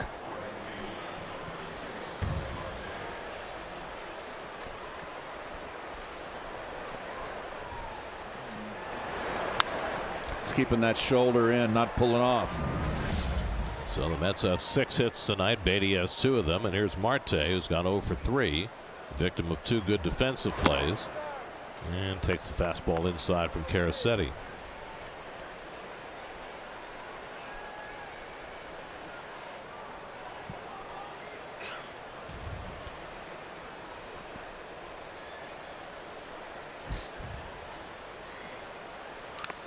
And that one's fouled, and it caught Diaz on its way back. And he hobbles around a little bit.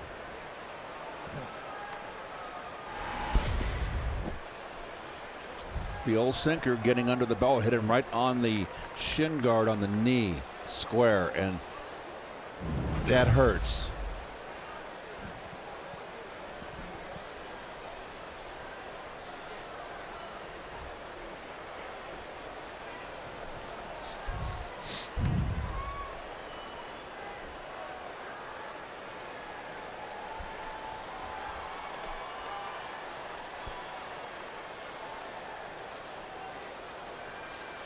Marte grounds it right at the shortstop Tovar, and he gets the force to end the inning. 7th inning stretch. Mets 4, Rockies 1. Season high 7 strikeouts. He's been impressive. Up fastball, slider, down and in slider to Profar. Change up, slider to young Tovar, and then they top it off with a fastball. Scherzer pitching into the 7th inning for the first time this year after Carlos Carrasco went 6 2/3 last night in Chicago. So things starting to trend in that direction now for the Mets with longer outings from their starters. And Scherzer misses with a changeup to McMahon. It was the only dent in Max's night. A long home run to right center in the 2nd inning.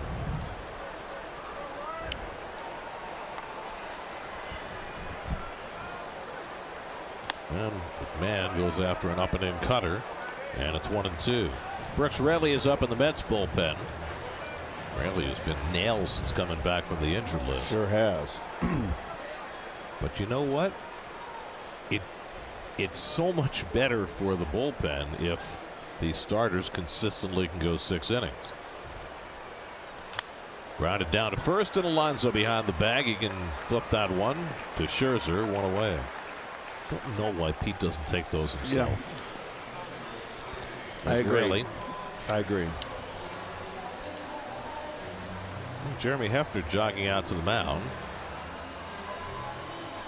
I'm not sure Scherzer wants to see him.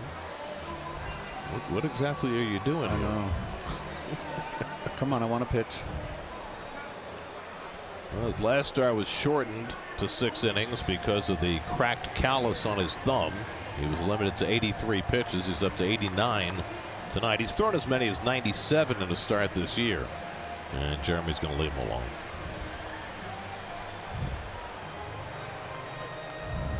He's right like in the crease of his thumb.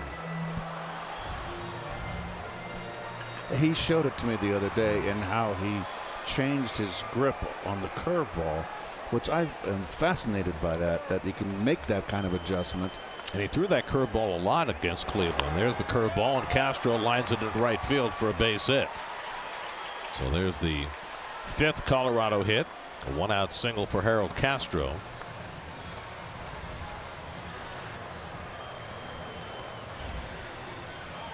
And slider. That is a ball. That's down and in, and he picked it off the ground. Is right. My goodness. That's what Mookie used to do. Now Nolan Jones, in his first game for the Rockies, is lined to third and struck out. Jones made his big league debut with Cleveland last year. And the Rockies got him in a minor league deal in the offseason. Nolan Jones, who went to Holy Ghost Prep in Philadelphia.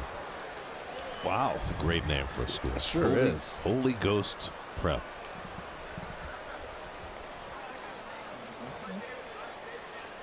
I wonder if Kodai Senga has ever visited Holy Ghost Prep. Holy Ghost Fork. Yes. Scherzer behind 2-0.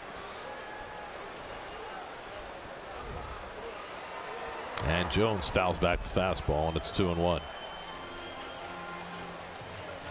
92 miles per hour, 93 pitches.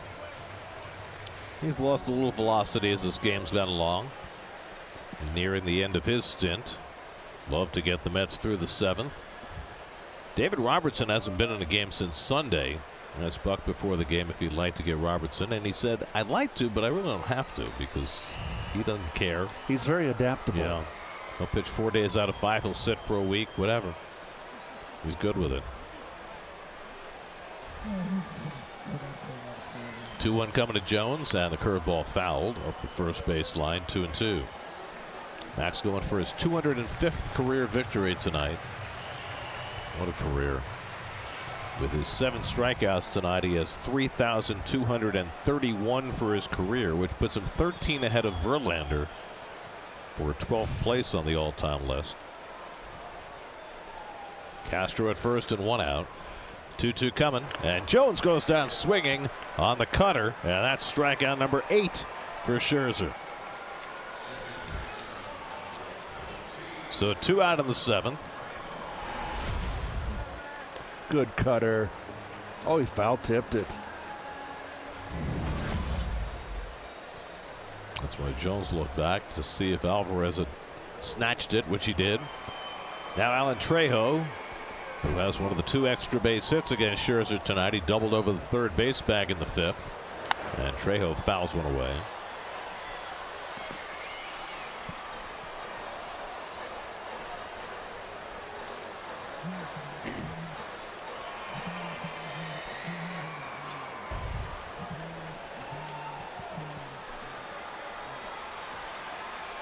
Castro at first with 2 out. And Trejo bounces one foul. 0-2.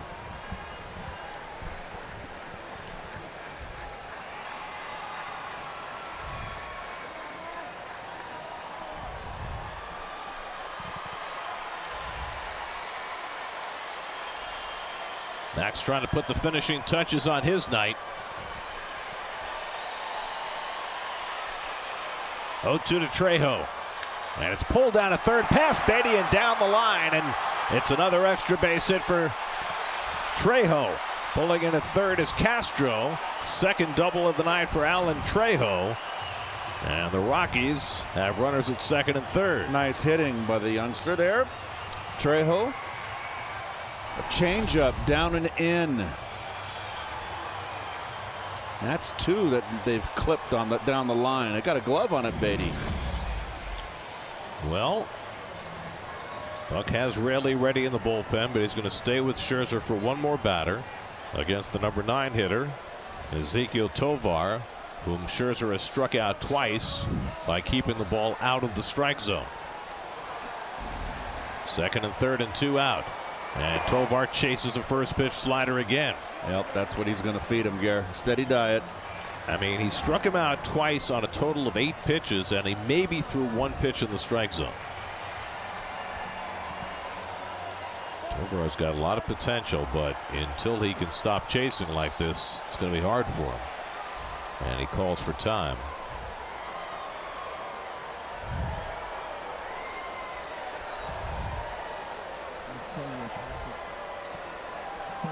Scherzer about to throw his 100th pitch, most he's thrown in the game this year. 0-1 to Tovar, and he manages to lay off that one out of the strike zone. Well, there's all the chase. That's a fastball away. That was a strike. There's a chase on the curve. There's another out of the strike zone. 1-1 to Tovar. And the curve ball, and he chased that. Yeah. And now it's 1-2. Yep. He can't say no, Gare. Saying he's a very agreeable fellow.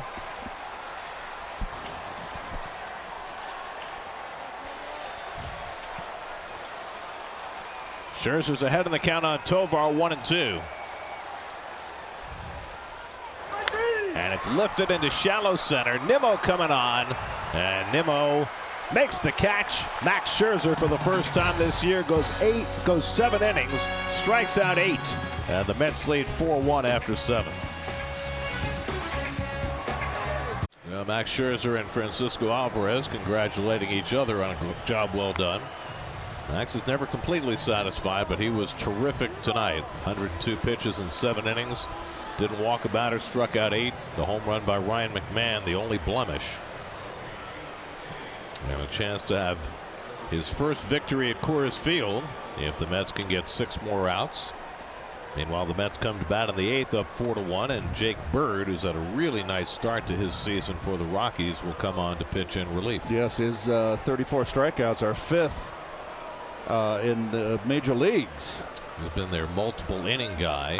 Daniel Vogelbach attacks the first pitch fastball and fouls it off. So that's Bird on the mound. And, you know, there are prehistoric creatures who the birds might be descended from. We know them as dinosaurs. Ground ball toward the middle. Trejo with another diving stop, and from his knees he throws him out. Second time he's robbed Vogelbach tonight. Once diving to his left, and this time diving to his right. Well, Daniel's going to have an 0 for 4, but I got to feel that he's got to be happy with this, his 4 at-bats, his game here. He's got to feel like he's going to be coming around. He got robbed twice, hit the ball hard. So dinosaurs play a big role in Rockies lore. Right. In fact, their mascot is a dinosaur known as Dinger. He's a purple dinosaur, but he's not Barney. He looks different from Barney. Tovar throws out Pham for the second out, and I was surprised when I came to the ballpark tonight and realized, Keith, that you had paid tribute to Dinger with your tie. It looks just like Dinger's tail. Guess it does. I had no idea. Really? This is my 1960s tie. I mean, it matches up so perfectly with Dinger and his extremities. This would go well and laugh in. Alvarez flies one toward the right field corner, and that'll slice away and go foul. I was just taken aback. You were right in the Rocky Dinger groove. I had no idea. But you know what? We have 6 games. I did some dry cleaning. I wanted to pack light, so I brought 3 shirts, 4. So this was the last one. So what happens the next 2 days? Well, I sent it out early in the morning. Good. They got him back. I wouldn't want you to be wearing, soiled laundry to the ballpark. Yep. Well, Dinger would never approve. Oh, gosh. 0-2 to Alvarez, who's 1 for 2 tonight. And a check swing tapper past the mountain. Trejo comes in to get it, and that retires the side. So Bird pitches a 1-2-3 inning. Mets go to the bullpen as we go to the bottom of the 8th. Mets up 4-1.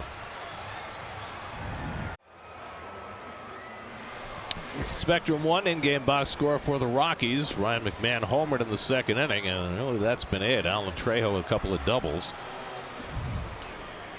Max Scherzer holding the Rockies in check for 7, and now with David Robertson not having pitched since last Sunday, Robertson will be brought on for the 8th to face the top of the batting order. Very curious. We've seen Buck flip-flop Ottavino and Robertson 8th and 9th inning. We'll see if it's 2 innings for Robertson, who hasn't pitched in a while. If it is, he's going for his 9th save. Ottavino pitched last night, so it could be Robertson for 6 outs. It could be Robertson for 3 outs. See where the score is for the 9th, and then make a decision then. In any event, Charlie Blackmon takes a strike. This is a little shocking to me. The 36-year-old Blackmon facing the 38-year-old Robertson. They've never faced each other before. I figure at some point along the line they would have hooked up. Blackmon crushes one to right center field, and that ball's going to sail out of here. Charlie Blackmon with a rude greeting for David Robertson, his 4th home run of the year, and that cuts the Mets lead to 4-2.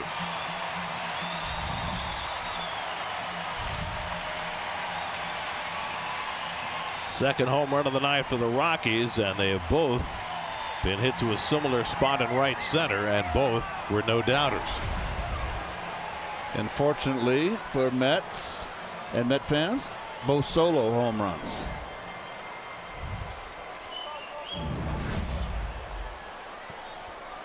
So now Jurickson Profar, and he takes a cutter for a strike. Profar 1 for 3, extended his on-base streak to 33 straight games with a single to right his last time up.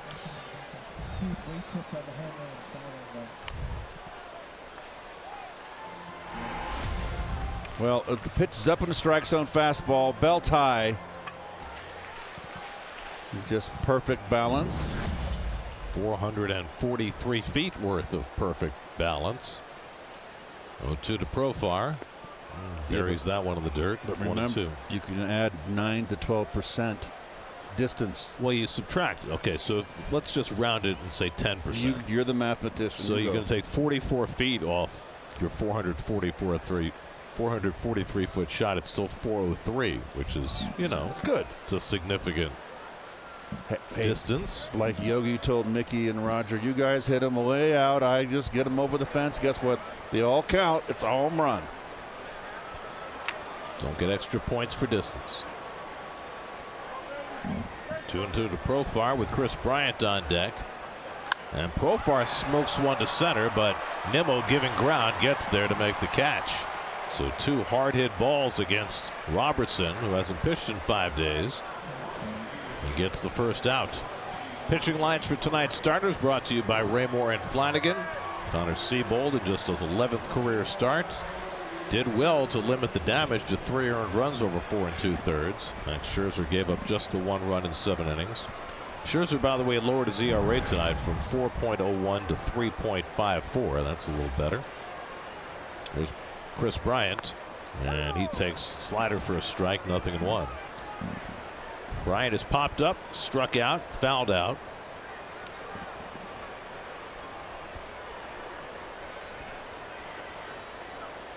And Bryant fooled by the breaking ball, and it's 0-2.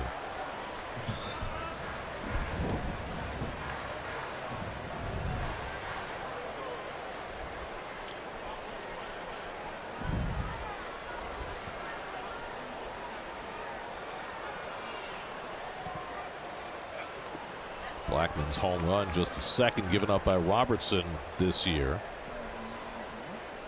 Brad Hand, the former Met, is up in the Rockies bullpen.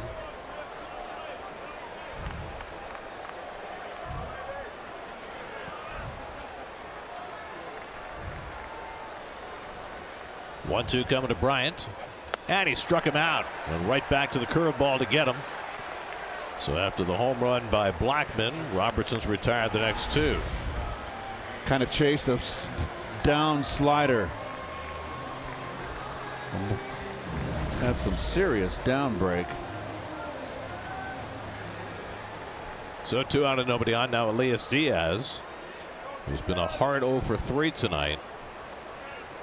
Started the day second in the National League in batting at 340, just behind Luis Arraez. Well, not just behind him, like 30 points behind him, but as close as there was to Arraez. Arraez is almost 2 months into the season, still hitting over 370.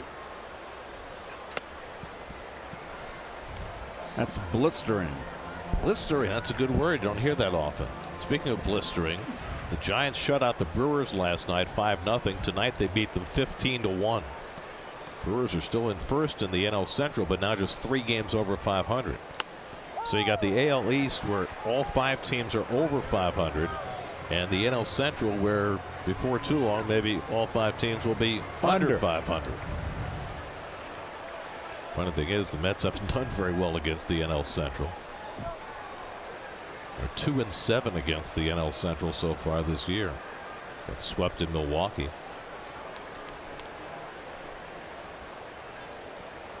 One-two coming to Diaz, and it's pulled down to third. Beatty reaches up to grab it. Strong throw across the diamond. Side retired. Blackman's home run gets the Rockies closer. We go to the 9th. Mets up 4-2.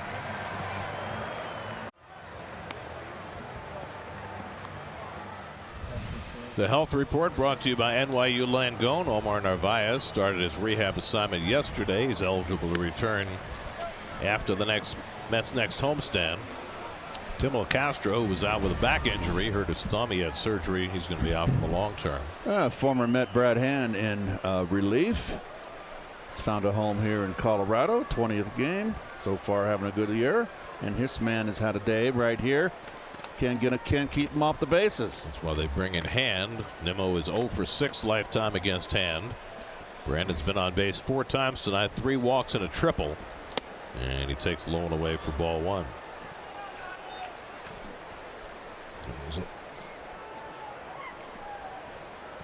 Nimmo's already had a 4-walk game this year, back in April against the Marlins. There's a strike for Hand, and it's 1-1. Well, there's nobody throwing in the Mets bullpen, so it looks like Robertson will be asked for a 6-out save. Brooks Raley looks like he's standing around with the ball down there.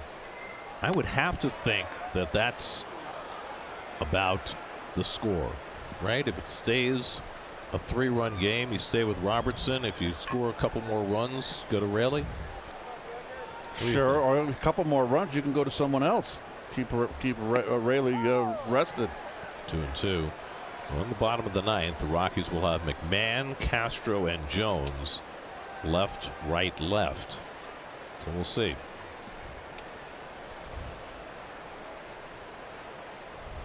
Two coming, and Nimmo slices one foul down the left side.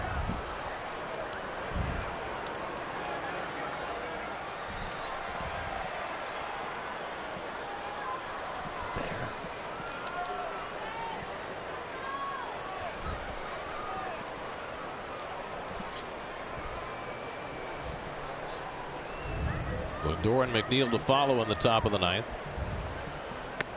And the breaking ball outside, 3-2. Brad Hand has that herky-jerky kind of rush delivery. That's part of his deception.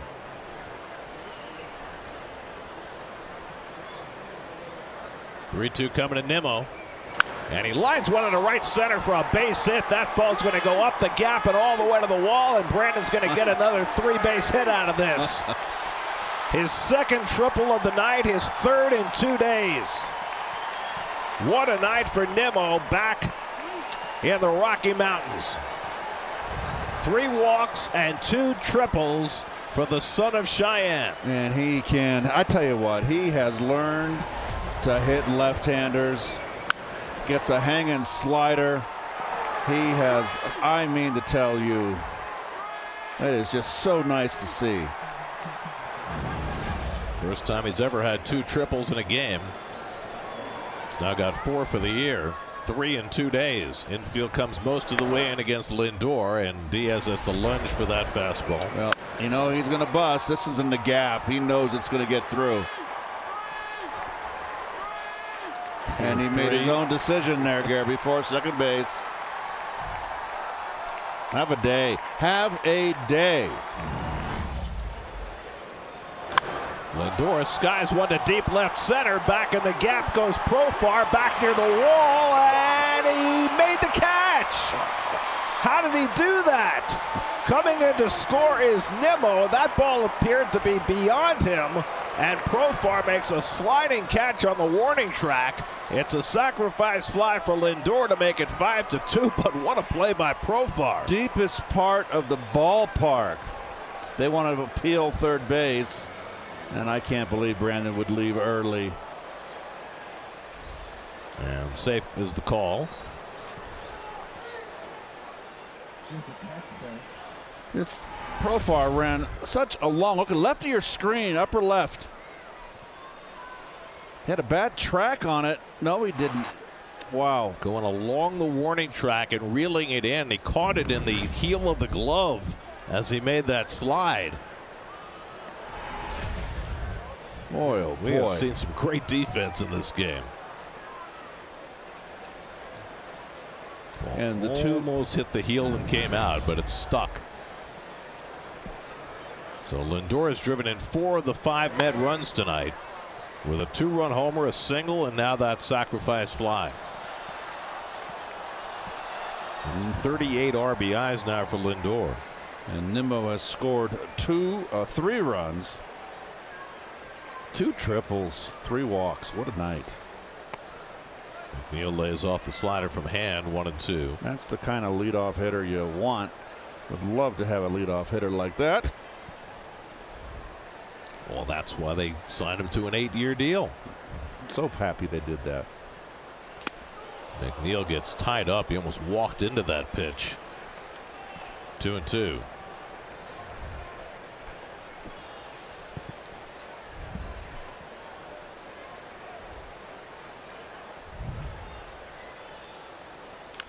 Jeff wastes that slider away to stay in the at bat. You know, every day the sports science people give Buck the charts about the exertion of each player in the course of the game. And Buck even said today, if a guy hits 2 triples in a game, of course he's going to exert himself more. Yes. What am I going to do, sit him the next day? You're right. You want to have him stop it first? I mean, they do such a great job. They really do, of tracking all the players' movements over the course of the day, nutrition, hydration, everything, just to give the decision makers an idea of who is best ready to play that day. But at the end of the day, you want your best players in there as much as possible. And when your best players are playing well, they're expending more energy. Of course.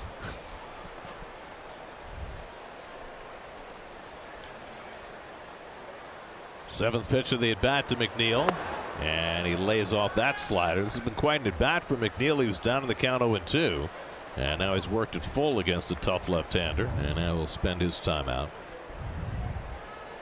Pete Alonso, who has not had an easy night at the plate, waiting on deck. Mets have led this game right from the jump. Lindor, second batter of the game, hit a 2-run homer. They've been in front every step of the way. 3-2 to McNeil, and he lofts that one out to left center. And there's Profar again. 2 out.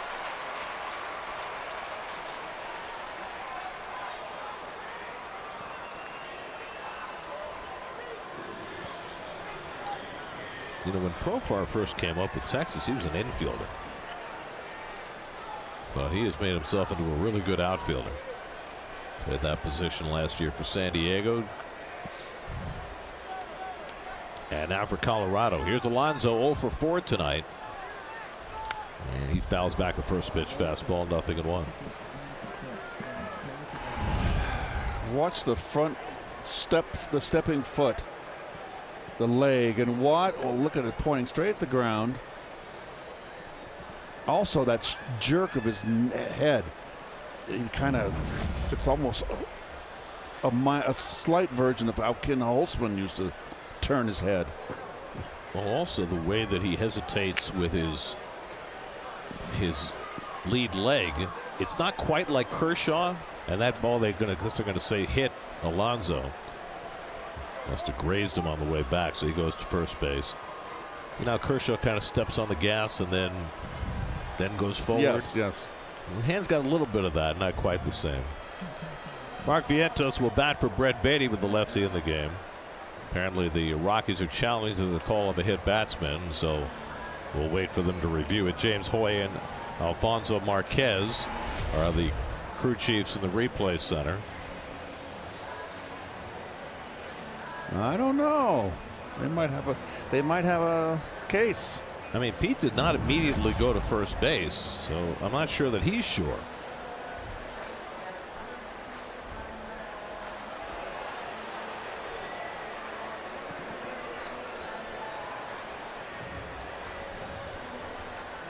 Let's see. After review, the call in the field is confirmed. The batter was hit by pitch. Okay. Loses their challenge. Okay. So the Mets have a 2-out base runner. Now Vientos will bat for Beatty. Beatty had a good night at the plate. Hit the ball hard 3 times. Had a couple of hits. Drove in a run. And now Vientos, who pinch hit last night against a position player in the 9th inning against Tucker Barnhart and popped up. Now he gets to face an actual pitcher. The bats have been few and far between for Vientos since his call up. Yeah, he's kind of coming up here and kind of rotting on the bench, and a young player, that's difficult. But Buck did say before the game today that Vientos would be starting each of the next 3 games, or at least that's his plan right now.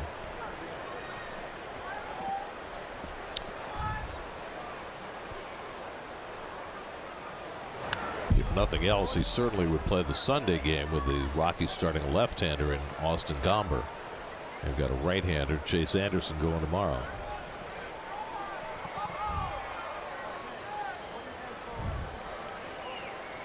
Vientos 2 hits and 14 at bats since his call up.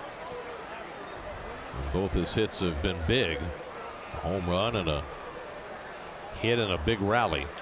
That one's grounded to short, and Tovar sweeps it up and gets the force, and that retires the side. We go to the bottom of the 9th. Mets leading at 5-2.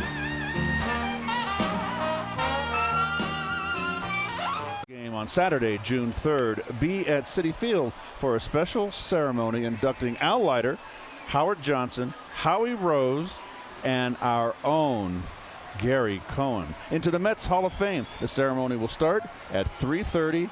Get your tickets at Mets.com/tickets. Well, let me write that down. They're going fast. Mets.com/tickets. Got it. Eduardo Escobar will play third base as we go to the bottom of the 9th, and it will be Brooks Raley coming on for the save opportunity, looking for his 2nd of the year. And Raley has, since coming off the IL, has been outstanding. His first start off the IL, he was a little rusty. He had a tough outing, but since then he's been lights out. Ryan McMahon will be the first man to face him. McMahon homered for the first Rockies run. That was back in the 2nd against Max Scherzer, and that's all Scherzer allowed. And Raley misses away for ball 1. Randall Grichuk has come out on deck to bat for Harold Castro. And then Nolan Jones due up after that. They've got 2 other right-hand hitters on the bench, but one of them is the backup catcher Austin Wynns, and the other one is Brenton Doyle, who got banged up yesterday and might or might not be available.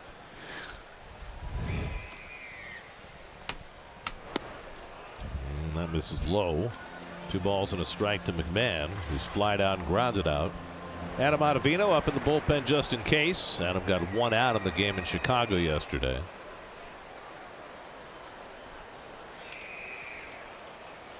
And McMahon takes that fastball for a strike, and it's 2-2. Raley worked a 1-2-3 inning night before last in Chicago. 2 strikeouts and a ground out. 2-2 coming to McMahon, and he goes to the slider and misses. 3-2.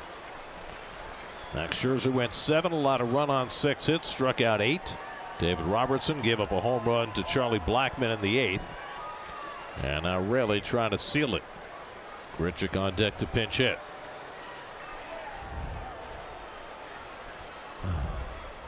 Three-two coming, and McMahon watches wide ball 4, so Raley walks the leadoff hitter. And now Grichuk will bat for Castro.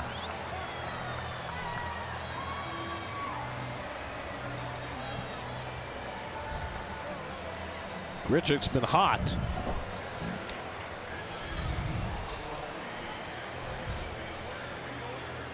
So he hasn't hit for a whole lot of power, but he has been accumulating base hits. Interesting that they would bat for Castro and then let Jones bat for himself against the lefty. Castro, the much more experienced hitter. That's socked out to center. Coming across is Nimmo, and he's there to make the catch to retire Grichuk for the first out.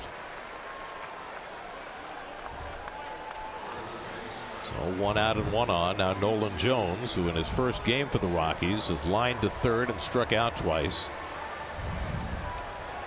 12 home runs at .356 this year at Albuquerque, and they must like the way he hit lefties in the minors.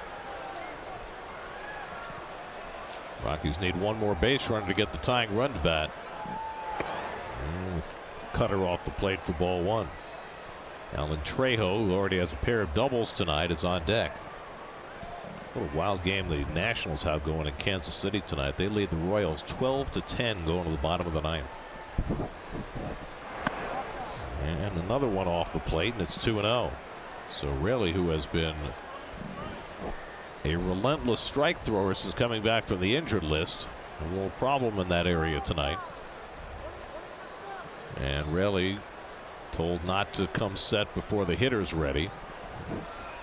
It's the Max Scherzer rule.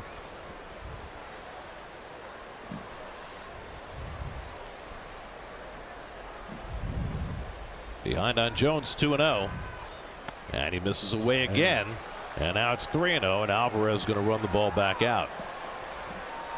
Last thing in the world you want to do is to walk this hitter, who has played very little in the big leagues. Walk would bring the tying run to bat, and might bring Ottavino into the game, with the right-hand hitting Trejo up next.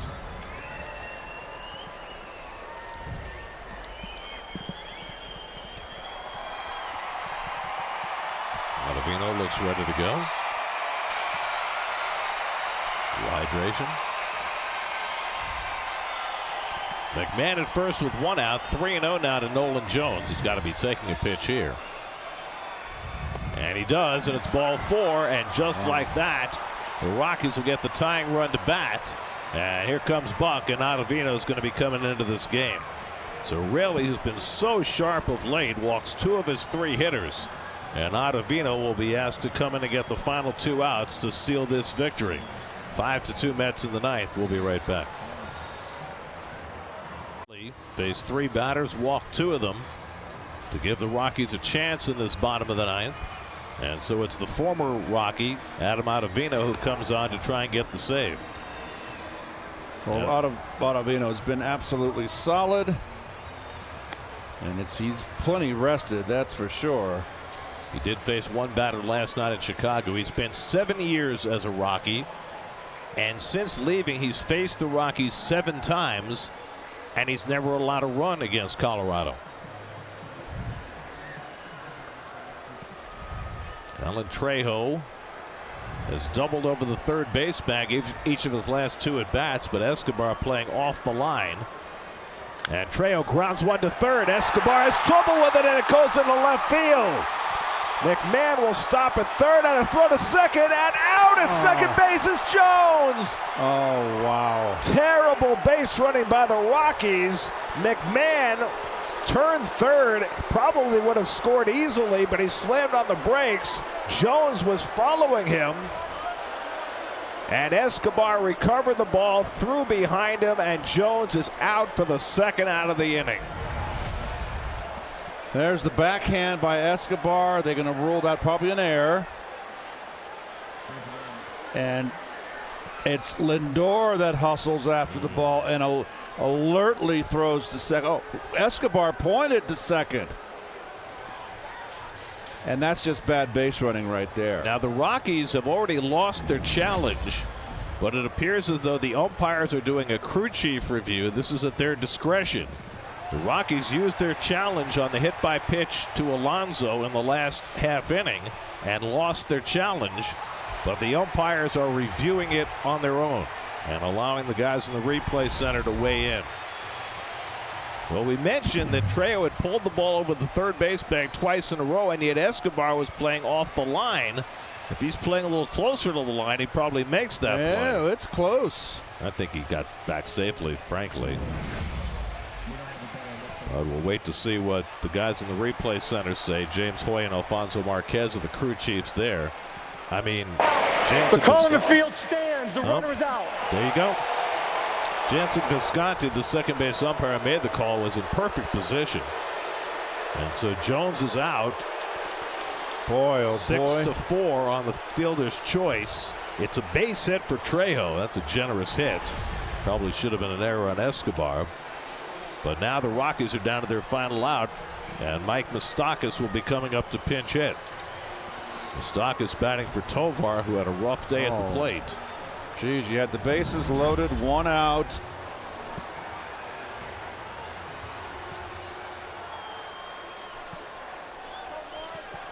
So here's Moustakas hoping to run into one, tying run at the plate, 2 out, last of the ninth.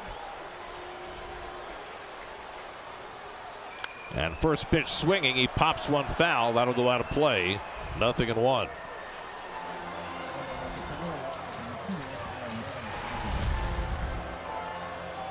Visconti in perfect position to call it. Looked like the hand got back in.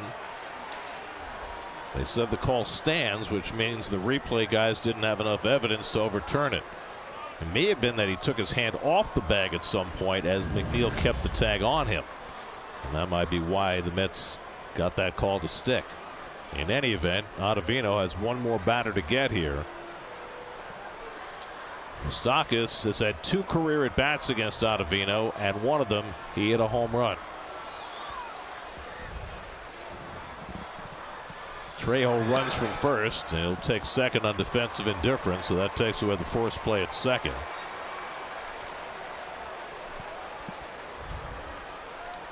1-1 to Moustakas. If he keeps it going, Charlie Blackmon would be next. 5-2 New York, last of the ninth. 1-1 coming from Ottavino. And Moustakas jumps back from that cutter. 2 balls and a strike.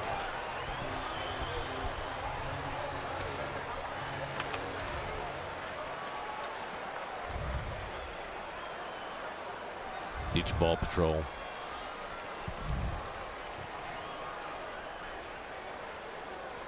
You think they count those as steps for Nimmo running after the beach ball? 2-1 to Moustakas. McMahon at third, Trejo at second.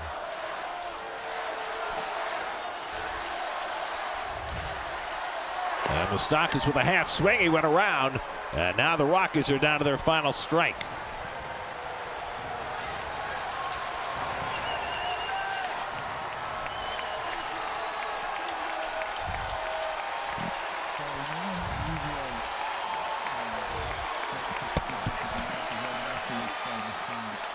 Two coming from Ottavino to Moustakas.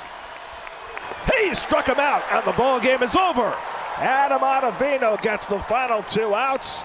Huge day for Francisco Lindor with 4 RBIs. Brandon Nimmo, first Met since Ahmed Rosario 5 years ago to have 2 triples in a game. He was on base 5 times. Max Scherzer goes 6-7 terrific innings for the win. And the Mets win the opening game in Colorado 5-2. Well, Scherzer really turned it on today. 7 innings, 6 hits, 1 run, 8 strikeouts. The only blemish, the home run. Team effort today, 2 in a row for the Mets. Verlander tomorrow. Game summary brought to you by Mike's Amazing Mayonnaise and Mustard. Scherzer, after going 6 terrific innings against Cleveland last time, gave up just the 1 home run to Ryan McMahon today. Mets have now won 119 straight games. That's a club record when leading after 8 innings as they defeat the Rockies and win their 2nd straight game 5-2. Mets baseball on Pix 11 is brought to you by Lexus. Experience amazing. By Cambridge Paving Stones with ArmorTech, your outdoor dreams come true. By Harris, Keenan, and Goldfarb, if you're in pain, you need law, call 800-PAIN-LAW. And by Mattress Firm, the official sleep partner of Major League Baseball. Final score tonight, the Mets 5, the Rockies 2. Game 2 of this series tomorrow night. That'll be half an hour later. We'll join you at 8:30 tomorrow night on Pix 11.